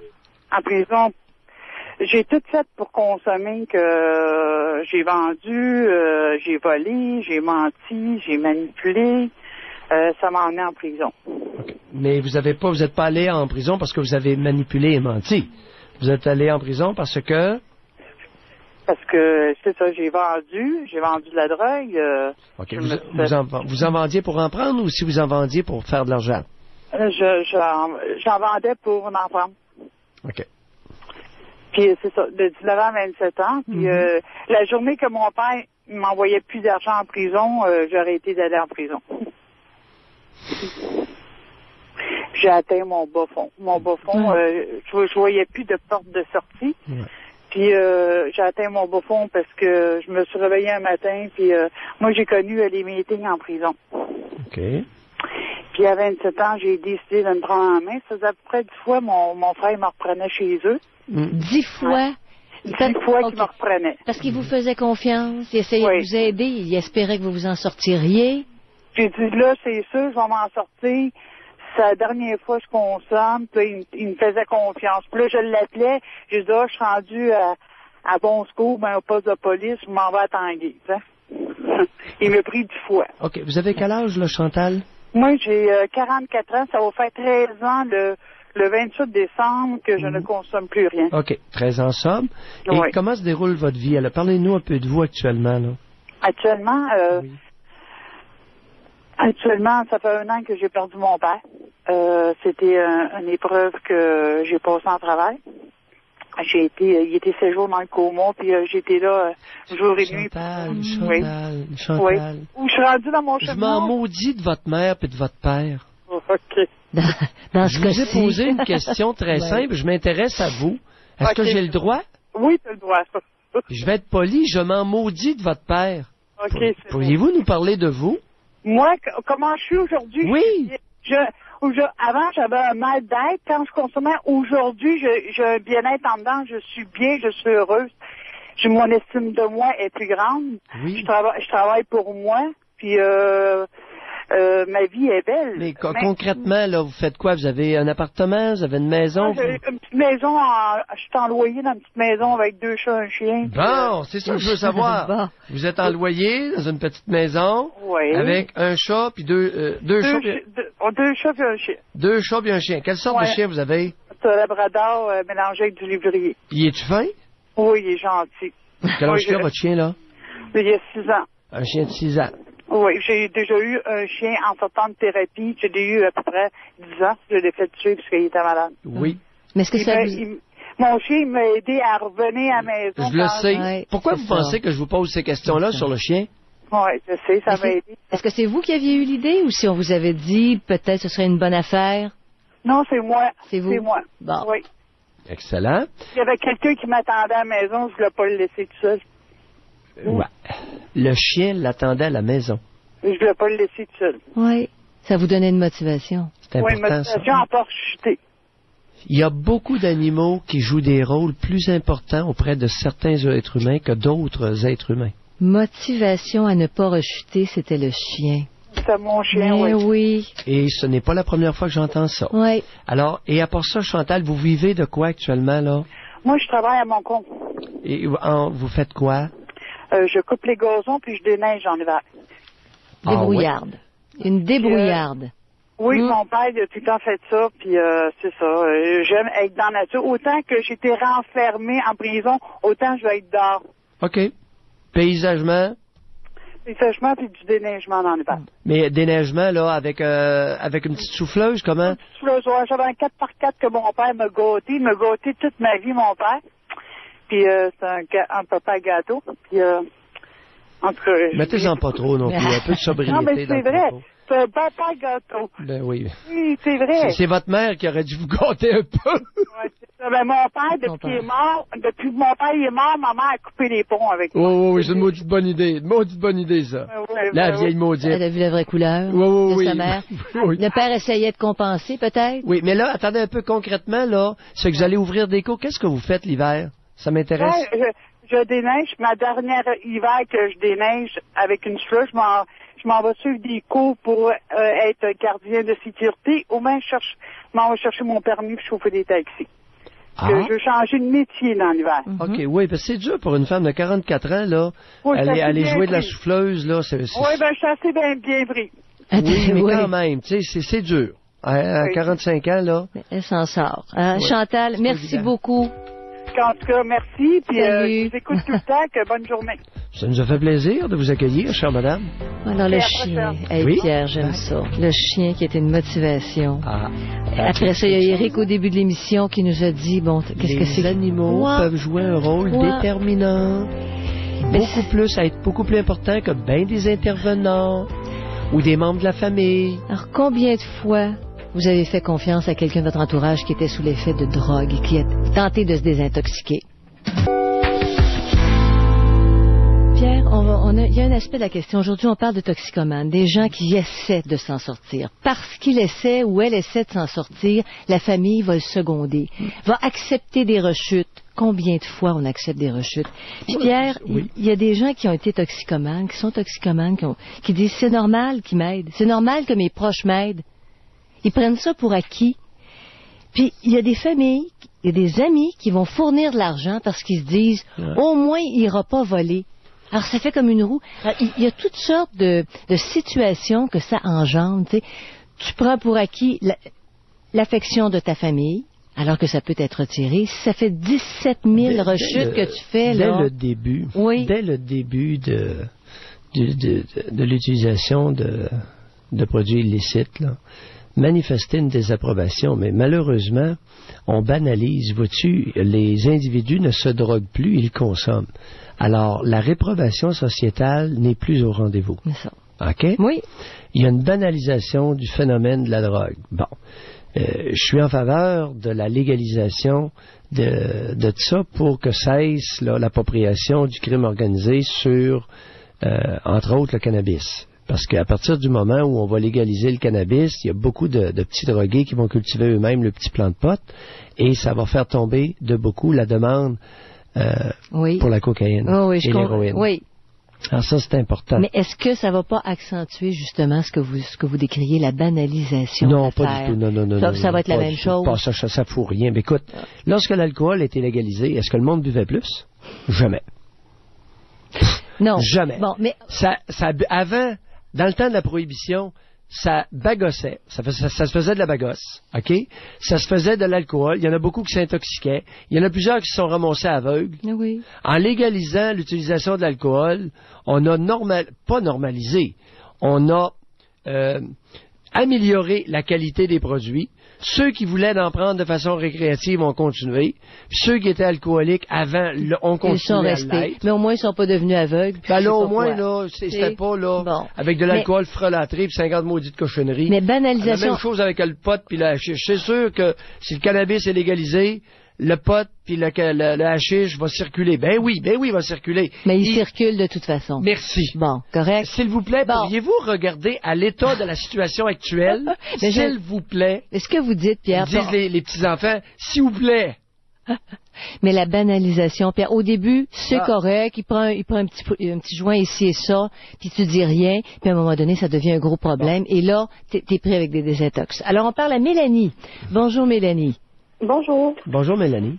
Bonjour. Moi, je téléphone, c'est pour faire part de mon expérience de rôle inversé avec ma mère. Oui.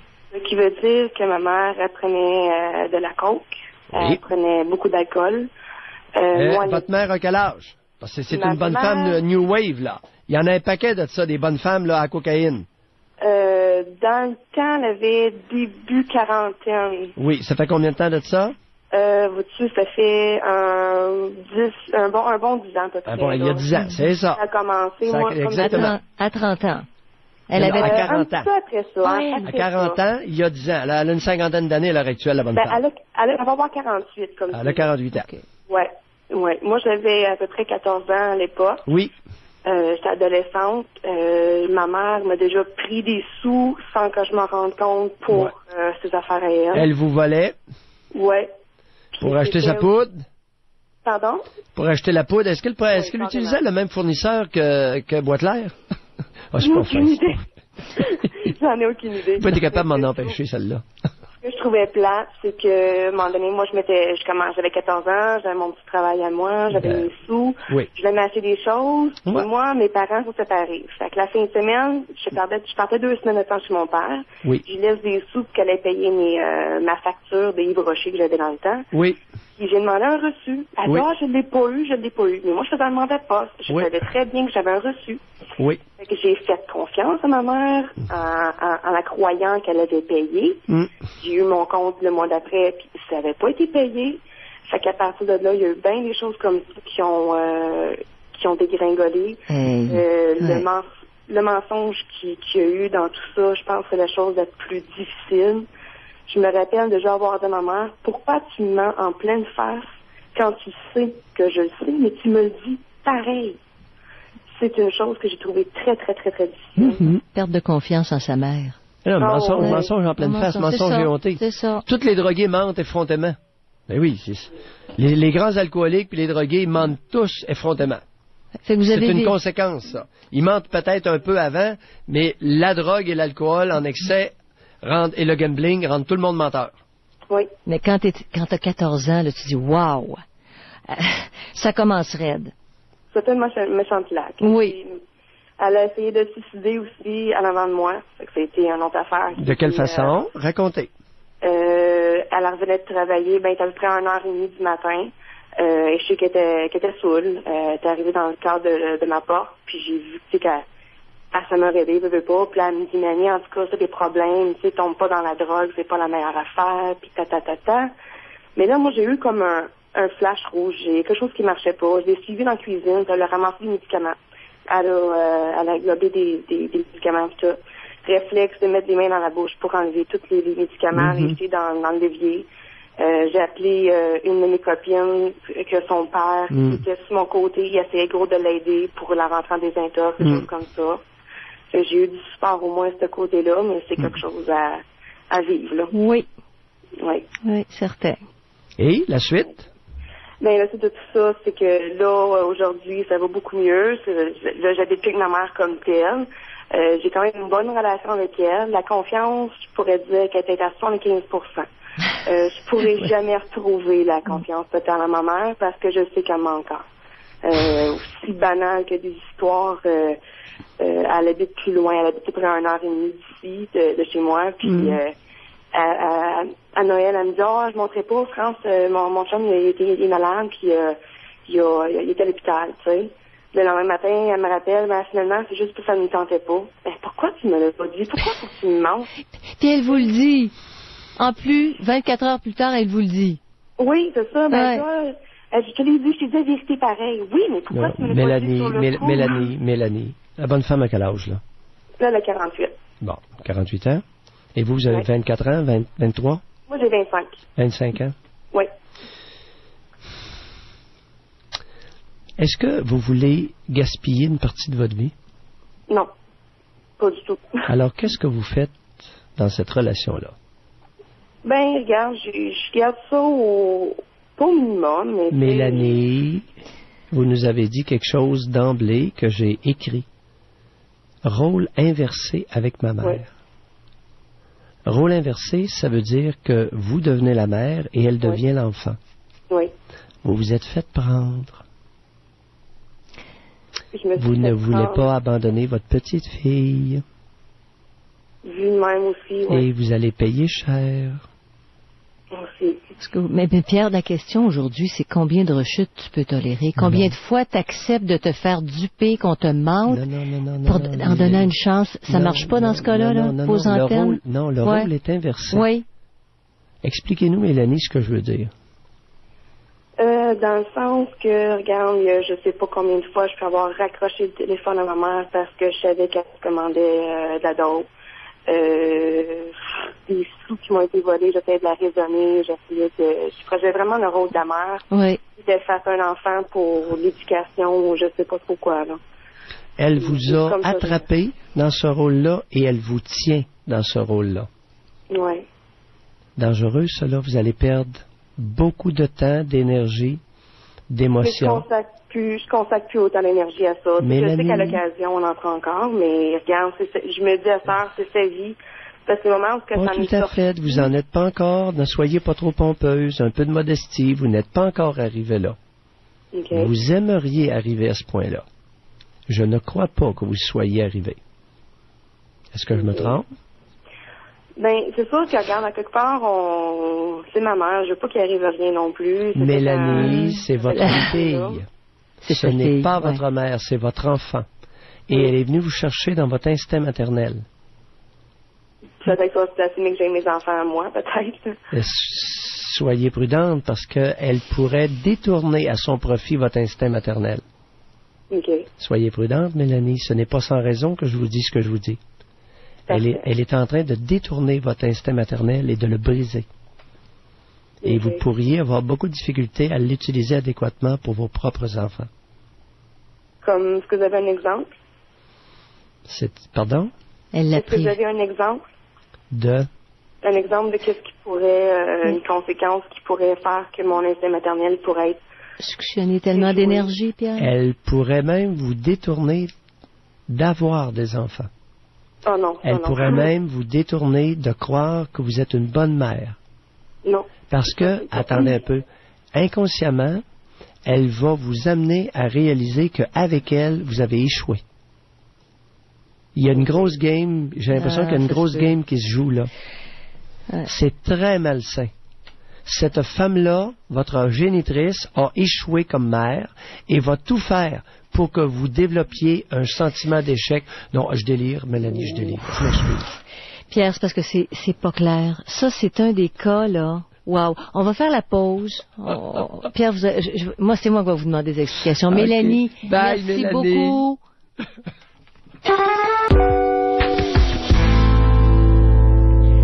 OK, alors Pierre, ici, tu dis, le sujet aujourd'hui, là, si vous avez un toxicomane dans votre entourage, vous lui donnez combien de fois des chances? Bon. Là, Mélanie, vous la mettez en garde contre son instinct maternel qui a été détourné. Oui. Au profit, elle est devenue la mère de sa mère. Exact. Sa mère biologique. Et sa mère est devenue une gamine impénitente. Bon. Impénitente. Bon, c'est là que vous accrochez, vous avez l'impression qu'elle s'en sortira jamais. Non. Elle va s'accrocher au basket de Mélanie. Oui. Ad vitam aeternam. Oui. Et encore plus lorsque Mélanie va avoir des enfants, et elle va la détourner. Elle va inconsciemment, fort probablement, réussir à embarquer Mélanie dans un processus d'échec de maternage. Parce qu'elle-même a échoué lamentablement. OK? A échoué lamentablement, et elle ne pourra pas tolérer que sa fille réussisse là où elle a échoué. Alors, on peut présumer un scénario où cette femme-là va s'accrocher, va lui téléphoner, va faire des tentatives de suicide. Elle va toujours avoir de quoi pour solliciter Mélanie dans son instinct maternel. Parce que cette femme-là prendra jamais une autonomie, elle se débarrassera jamais de sa toxicomanie, c'est ça là que vous présentez? Fuck la toxicomanie, je parlais même pas de ça. Bon, mais Pierre... C'est une loque. Il y a du monde qui sont des loques humaines. Donc, Janine. Mélanie ne peut pas lui donner d'autres chances. Elle lui en a suffisamment donné. Est-ce qu'on peut dire ça? Ben oui. Correct. Elle va y perdre... Écoutez... Elle va y perdre ses plumes, hein? Non, c'est pas des plumes qu'elle va y perdre. Elle risque d'y perdre son âme. Correct. Oui, okay. L'âme existe. Ça précise. Alors, c'est un des cas aujourd'hui. Et elle va y perdre son âme, Mélanie, dans cette relation, dans ce rôle inversé. C'est pas moi qui ai dit que le rôle est inversé, c'est elle-même. Oui. D'emblée, elle commence à dire rôle inversé avec ma mère. C'est le cas, un des premiers cas depuis le début de l'émission où vous diriez, c'est assez de donner des chances. C'est toi qui vas t'y perdre. On prend ça comme ça, là? Je donne pas de conseils. Je constate qu'il y a un danger d'y perdre son âme. C'est beau. Pourriez-vous veiller à garder vos âmes, s'il vous plaît? Parce que l'âme existe. Je me sens dans un élan de spiritualité soudainement. La partie la plus subtile de chaque être humain, voilà. Celle qui n'a pas de corps physique. Bon, on parle à Daniel. Bonjour, Daniel. Bonjour, vous deux. Bonjour, Daniel. Ça va bien? On vous écoute. Bon, moi, ce qui est pour laisser des chances à des drogués, il n'y en a pas question. Parce que le seul temps qu'il va pouvoir arrêter, c'est s'il lui arrive quelque chose de grave. Soit qu'il était... ça a été de sa faute qu'un de ses amis ou quelqu'un est mort. Là, il va penser réellement arrêter. À part de ça, ça va majoritairement être tout démontré. Mm-hmm. Moi, je vais avoir 50 ans. J'ai été 30 ans drogué. Mm-hmm. Combien? 30 ans. 30 ans. Okay. Drogué. Vous savez de quoi? Drogué à quoi? Au fumage. OK. Au pot? Les deux. OK. Puis, dans ce là, attends un peu, quand vous dites les deux, là... ça peut être le pot puis l'âge. Oui, pot et hashish, oui, c'est dans la même famille. Oui. Puis, c'est comme quelqu'un qui prend du vin et du fort, tu sais. Il dit, moi, je suis juste alcoolique à la bière. J'en ai qui m'arrivaient à mon bureau, ils me disaient ça. Ah, moi, je prends juste de la bière, je prends pas de fort. Ah, c'est ça. Puis j'ai été au moins 10 ans pendant ce temps-là, ça poudre. Oui. J'en ai vendu. Oh. Okay. J'ai eu des runs qu'on appelle 5-6 gars qui vendaient pour moi. J'espère que vous n'étiez pas un fournisseur de notre grand ministre. Non. Hey, Daniel. Oui. Un ministre qui se poudre l'anus, là, il prend ça où, sa poudre? C'est des pots de vin. Moi, je suis sûr. Moi, regardez donc ça. Pour un ministre qui va dire qu'il a arrêté, c'est de la merde, carrément. Ah, c'est des pots de vin. Arrêtez donc, vous, là. Parce que moi, je donnerai jamais un mandat à quelqu'un qui a sniffé pour qu'il en ait plus d'argent ou plus de pots de vin aux alentours, plus de parties, puis qui va me dire qu'il n'en prendra jamais. Wow. À d'autres, là, je crois pas ça du tout. Puis qu'ils n'essayent pas que c'est toutes des mères de famille qui l'écoutent. On va y laisser une chance. Les Québécois, on se tourne trop souvent de bord, là. Puis on oublie très vite, tout dépendant. Il est à veille d'embrasser des bébés, là, pour avoir toutes les dames du Québec pour qu'ils fassent produire, là. Alors, Daniel, on va revenir à votre cas. Correct? On va revenir à votre cas. On est dans la poudre. Mais on est dans la poudre. La drogue modifie les comportements, chers amis. Oui. Et Daniel nous dit, je ne ferai pas confiance à un drogué, je l'ai été moi-même. Ça, bon. Puis moi, j'ai arrêté quand mon spécialiste l'ORL a dit qu'il ne pouvait plus souder rien, je ne pouvais plus avoir de bandage dans le nez, que la prochaine opération, je goûterais plus rien. J'aime bien manger. Puis je sentirais plus rien, mais j'aurais plus de problème à sniffer, là. Puis j'ai dit, wow, j'aime trop manger. Expliquez aux auditeurs de quoi vous parlez. Okay. Quand on sniffe, là, quand on fait par le nez, c'est la place la plus facile.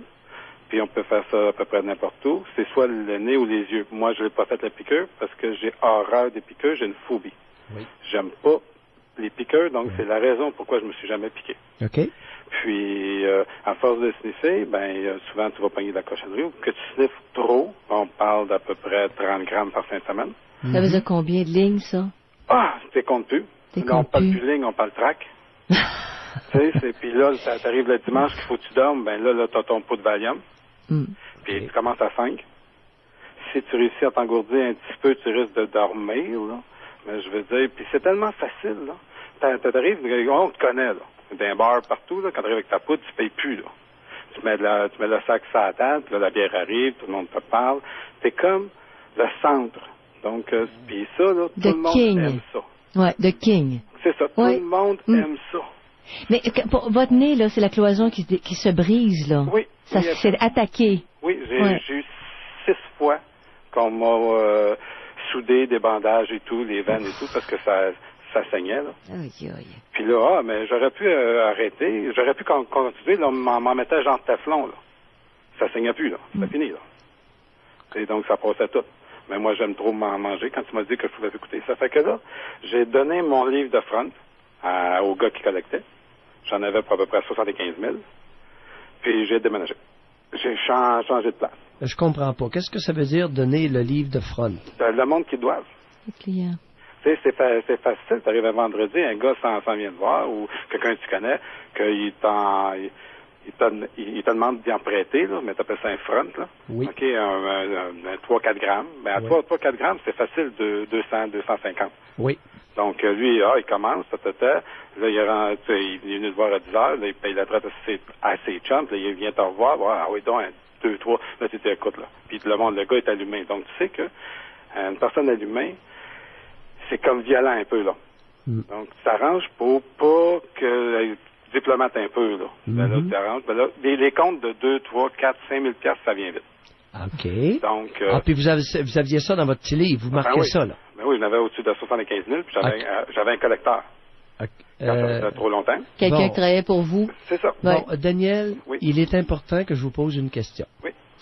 Avez-vous déjà vu un collecteur qui n'est pas armé? Non.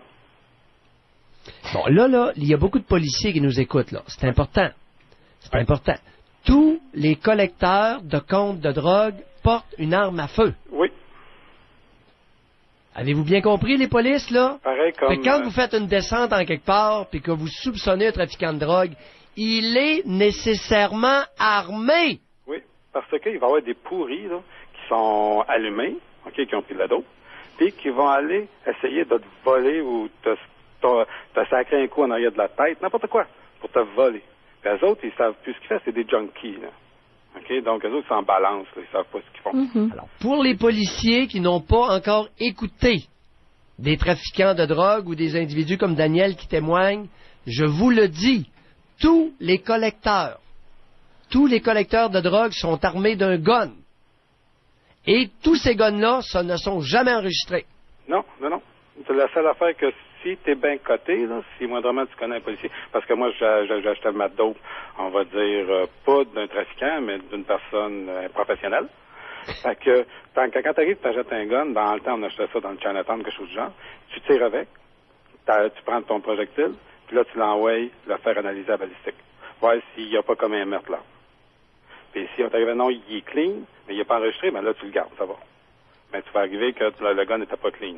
Donc là, tu le jetais carré, là, tu l'envoyais dans le fleuve. Là. Et qui fait l'analyse balistique? C'est ça, c'est le domaine où ils ont tous les outils, tous les ordinateurs pour savoir les lignes et tout. Là. Oui, mais quel service qui fait la police.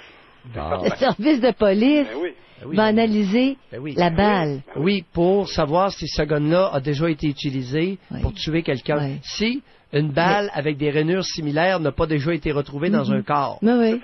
C'est ça. Mais il faut que cette arme-là ait été enregistrée puis récupérée dans le circuit illicite, non? Je comprends pas, là. Un règlement de compte. Après un règlement de compte. Je n'ai pas habitué dans le monde Interlope. Je ne fréquente pas tellement, non. Non, mais puis, faut que les policiers... C'est une femme, c'est une très bonne femme. Okay. Mais dans les affaires Interlope, là, c'est pas son fort. Bon, alors, amusez-vous. Rien pour rien, là. On s'est bien compris, Daniel. Ouais. J'espère que les policiers à l'écoute ont bien écouté aussi. Puis ça, là, la poudre, là, OK, quand tu sniffes, c'est un prédateur. Là, faut pas se leurrer là, puis t'es un enjôleur, t'es un contenu de menterie au pluriel, là. Oui. OK, t'es un prédateur, là. J'ai vu ça, là, arriver, puis commencer à sniffer, puis dire à la demoiselle que je voulais, là. OK, non, elle n'a pas de question, t'as ma sniff. Bon, t'es chez vous, là. Puis là, t'en mets à la table du salon, là. Fait deux tracts, là. Non, c'est fini, là. Elle dit, comment ça? Mais quand t'as mis ta robe à terre, là, tu pourras les prendre. Bon. 5 minutes max, c'est fait. Parce Donc, qu'elle poudre, avait besoin de sa dose. Oui, la poudre, là, c'est ce qu'il y a de plus mortel. On ne croit pas. Un drogué, ça, c'est pas vrai. OK? Puis, le seul temps que quelqu'un va pouvoir arrêter, puis aller chez les drogués anonymes, hein, qui te disent l'estime de soi, tout là. OK? Puis que t'arrives, tu sors, là, puis t'arrives à un party, là c'est là, t'as du fun et tout, tu vas te remettre le nez dedans. Bon. Alors, Daniel, merci beaucoup de votre témoignage. Au revoir. Merci beaucoup. Un gros merci, bonne fin de journée. Bye bye. Ça va en avoir éclairé une coupe.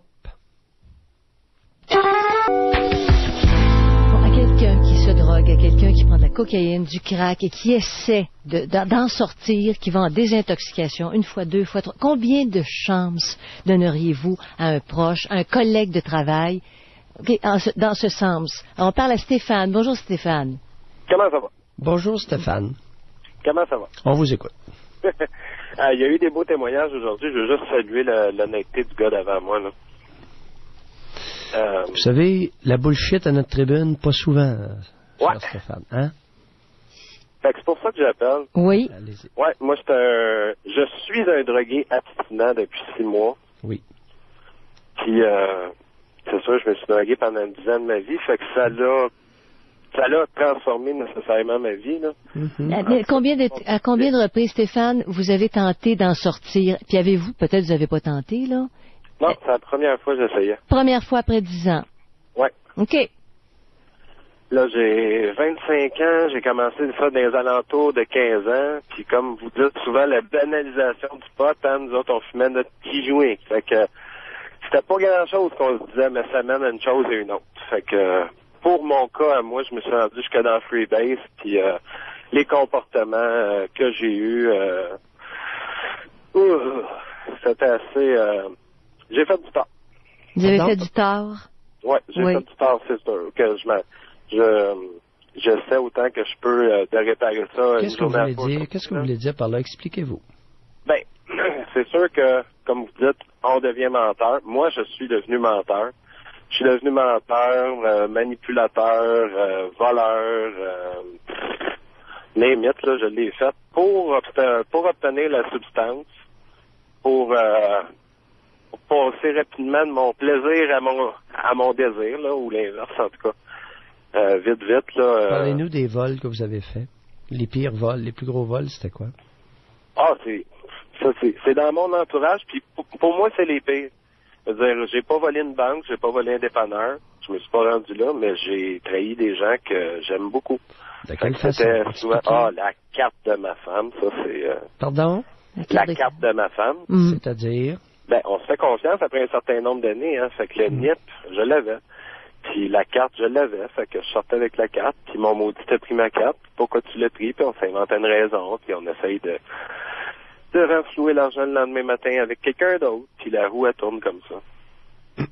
Oui, donc très, très proche. Puis vos frères, sœurs, parents, peut-être aussi? Oui, ma mère. Oui. Oui. Arrivé chez ma mère à des heures pas possibles.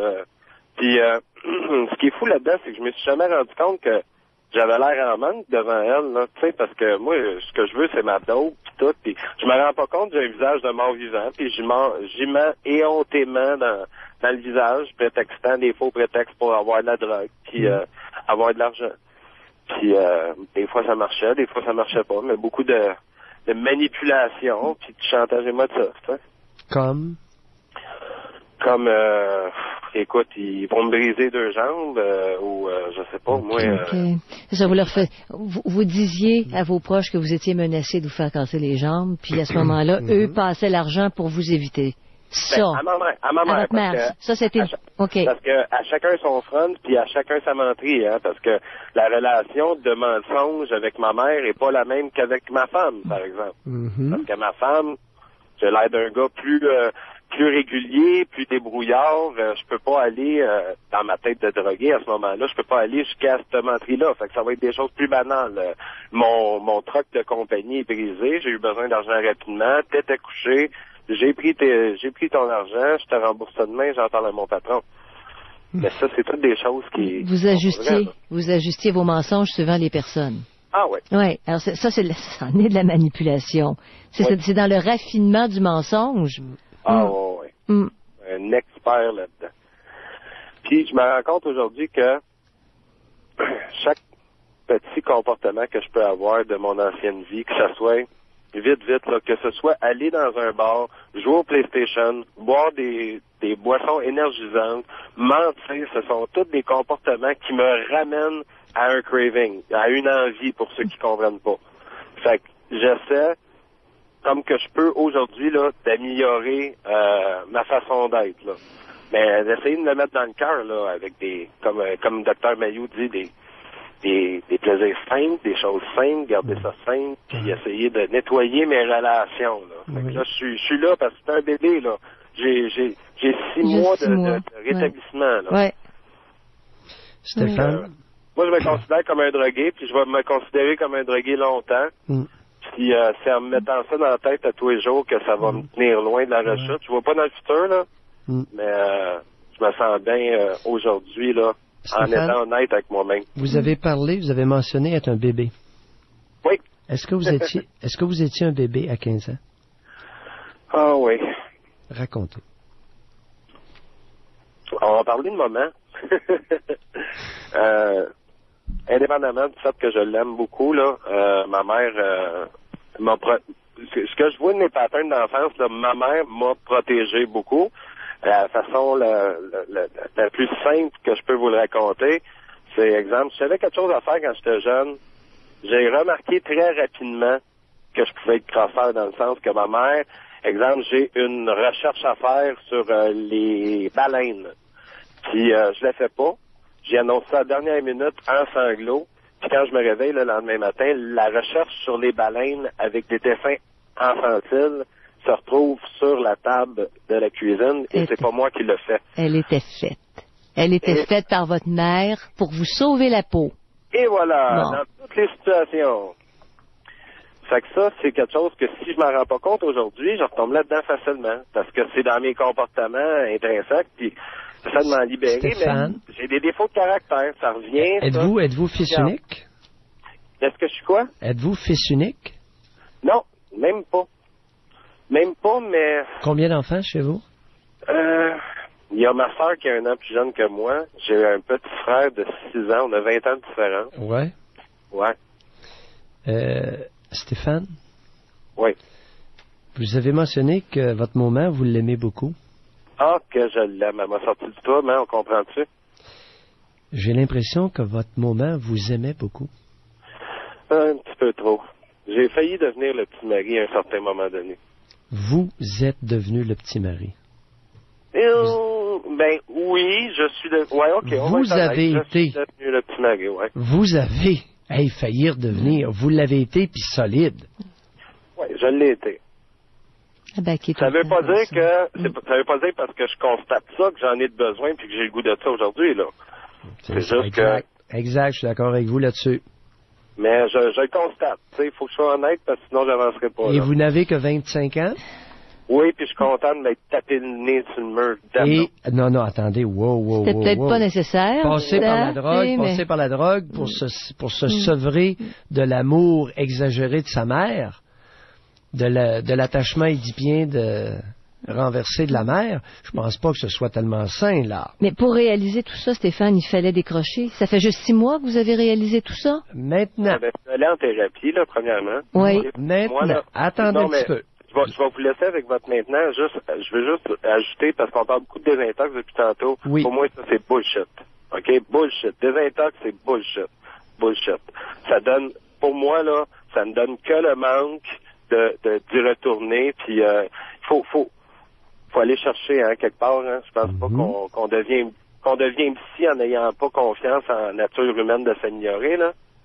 Mais, thérapie, oui. Boire contrôlé, jamais.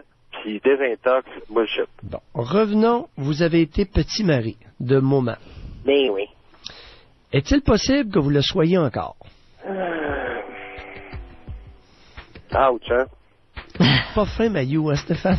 Non, il est correct. C'est des questions que j'ai besoin de poser, ça. Ouais. Bon, alors... Et on examine la relation avec ma femme. OK? Ouais. OK, excellent. Bye, Stéphane. Merci, là, bonne journée. Salut. Ne pas lâcher. Oh là là. OK, alors on fait la pause et on revient. On va parler à Marc tantôt, en espérant qu'il va être encore là. Vous êtes épuisé. Alors aujourd'hui, ce dont il a été question, c'est est-ce qu'on fait confiance à quelqu'un qui s'est drogué pendant des années, qui rechute, mais qui essaie de s'en sortir? Combien, quand t'es proche, t'es son patron, t'es un collègue de travail, tu donnes de chance? Alors on va à Marc. Bonjour Marc. Bonjour. Oui, bonjour Marc. Ça va bien? On vous écoute. Oui, c'est ça. Moi, j'ai été en thérapie. Oui. C'était dans le temps des fêtes l'année passée. Oui. J'ai essayé souvent d'arrêter par moi-même. De prendre de l'alcool puis de la drogue. Mm-hmm. J'ai pris à peu près toutes les sortes de drogues qu'il y avait à prendre, sauf je me suis jamais injecté de la drogue dans les bras. OK. Puis, sur combien d'années, Marc? À peu près une quinzaine d'années. Je dois avoir commencé, j'avais 14 ans, puis c'est ça, là, je suis rendu à 32 ans. Mm-hmm. Puis c'est ça, l'année s'est quand même bien passée. J'ai presque... Je suis sorti de là, ça a pris à peu près 8 mois avant que je prenne une goutte d'alcool. Puis ça a commencé, j'en ai pris 2-3 bières pour commencer, 2-3 fois. Puis c'est ça, là, après ça, justement, j'allais à l'école. Dans ce temps-là, je suivais un cours. Puis c'est ça, je suis sorti de mon cours, j'ai travaillé un peu. Après ça, j'ai été slacké pendant le temps des fêtes. Oui. Puis c'est ça, j'ai pas travaillé tout ce temps-là. Puis là, 3 semaines, j'ai eu une bonne rechute. J'ai pris 2 bouteilles de vin en dedans d'une demi-heure. Mm-hmm. Je ne sais pas pourquoi. Puis je me suis ramassé que j'étais après me voler dans une maison. Puis je me suis fait pogner par la police pis tout. Puis c'est ça. Expliquez plus clairement qu'est-ce que vous faisiez dans la maison. Qu'est-ce que vous voulez dire par là? J'ai été volé un bicycle à pédale. Mm-hmm. Puis sérieusement, c'est même pas pour l'argent, 3 heures du matin. Vous êtes allé voler un bicycle à pédale en plein hiver? En plein hiver. Oui. Je me souviens à peine de la soirée, qu'est-ce qui s'est passé. Mm-hmm. C'était chez un voisin. À quelle distance de là où vous étiez, vous êtes allé voler le bicycle à pédale? Vraiment pas loin. C'est un voisin. Vraiment pas loin. Vous y êtes allé à pied? Oui. Mm-hmm. Puis c'est ça... Là, depuis ce temps-là, j'ose pas vraiment sortir non plus de chez nous, hein. Mm-hmm. La honte est là. Oui, avec raison. Très grosse raison. Là. Je me réveille au poste de police, les policiers me demandent qu'est-ce qui s'est passé. Je sais pas vraiment, ça. Mm-hmm. Puis avant, vous aviez jamais eu? Je peux pas dire que je me souviens pas de rien. Ça, c'est pas vrai. Mm-hmm. J'ai des flashs, mais je sais pas pourquoi j'ai été faire ça. Ouais. Mais avant, est-ce que vous aviez eu des démêlés avec les policiers pendant les 15 années où vous avez... C'est arrivé 2 fois. 2 fois? Il y a à peu près une douzaine d'années. C'est encore la même affaire, c'était un vol. Puis aussi, j'avais fait pousser du pot. Mm-hmm. Parlez-nous du bicycle à pédale. Oui. Bicycle à pédale, je sais pas, c'était bien normal, le bicycle à pédale. Là. Mm-hmm. Sérieusement, ils ont suivi mes traces dans la neige. Puis... Parlez-nous du bicycle à pédale. Mais là, le bicycle à pédale, je sais pas quoi dire, c'est le bicycle à pédale. Il était tout à fait... C'est un bicycle à pédale bien normal, là, d'une centaine de $200 gros max que ça valait. Là. Oui. Puis, c'est ça. Quand j'ai vu le bicycle, je l'ai pris puis je suis parti avec. Il y avait plein d'autres choses qui avaient beaucoup plus de valeur que j'aurais pu prendre. Puis, je n'en doute même pas. J'ai pris le bicycle. C'est pour ça qu'il s'en souvient. Alors, j'ai pris le bicycle. Oui. Continuez. Puis, c'est ça. Je suis parti avec. Oui. Puis, c'est ça. Là, sûrement la personne doit s'avoir réveillée. Non, vous êtes allé où avec le bicycle? Directement chez nous. Oui. Je l'ai mis dans le garage chez nous. Oui, racontez. Là, c'est ça. Je l'ai mis dans le garage chez nous. Puis là, la police est arrivée devant chez nous. Mm-hmm. Ils ont suivi les traces. C'est ça. Puis ils sont rentrés chez nous. Parlez-nous du bicycle à pédale. Mais là, qu'est-ce que vous voulez savoir sur le bicycle à pédale? Tout. Je sais pas, là. C'est un bicycle tout à fait normal, là, qui est n'importe qui peut aller s'acheter dans un magasin. Vous l'avez mis dans le garage. Oui, c'est ça. Vous vouliez en faire quoi, du bicycle à pédale? Je voulais le vendre, sûrement pour faire avoir de l'argent. Pourquoi vous dites le vendre sûrement? Parce que je suis pas sûr que... Ouais, je sais même pas pourquoi j'ai été chercher ça. Merci, gardez donc. Je sais même vous pas dites pourquoi. vous-même le vendre sûrement. Oui. Oui, c'était sûrement pour avoir de l'argent, c'est sûr, pour aller reconsommer. Mais à 3h30 du matin, j'aurais pas pu le vendre. Ouais, ça marche pas, patente, là. Non, c'est ça. C'est ça, je sais que ça marche pas. Puis il y avait des objets bien plus de valeur qu'un bicycle à pédale. Oui. En plein hiver, un bicycle à pédale, ça se revend pas. Voyez-vous quelque chose de symbolique là-dedans, Pierre? À part de le vendre pour 20$, là. Ben voyons, Janine, tu comprends. Vous voyez quelque chose de symbolique. Ben là, c'est quelque chose de symbolique qui origine de l'inconscient. Faut pas avoir étudié ben longtemps à l'université pour pressentir quelque chose. Alors, on va clore ça comment? Il reste 1 minute, Pierre, à l'émission. C'est intéressant, Marc, là. Marc, je l'aime, votre bicycle à pédale. Vous l'aimez, mon bicycle à pédale? Oui. Et je serais honoré si un de ces vendredis, soit le vendredi qui vient ou un autre vendredi, vous nous rappeliez et qu'on parle du bicycle à pédale. Du bicycle à pédale. Ça marche-tu, Marc? Oui, mais rappelez-nous vendredi. Pourquoi qu'il tripe sur le bicycle à pédale? Vous allez le savoir. On va chercher ensemble pourquoi je tripe sur le bicycle à pédale. Okay. Allez-vous nous rappeler vendredi? Parce que c'est pas anodin voler un bicycle à pédale en plein hiver à 3h du matin. Parce que même si on s'est drogué pendant des années, on a un inconscient, Pierre. Hein? Merci, Marc, s'il vous plaît, rappelez-nous. C'est beau. Merci, Janine. À demain. Bye. Bye.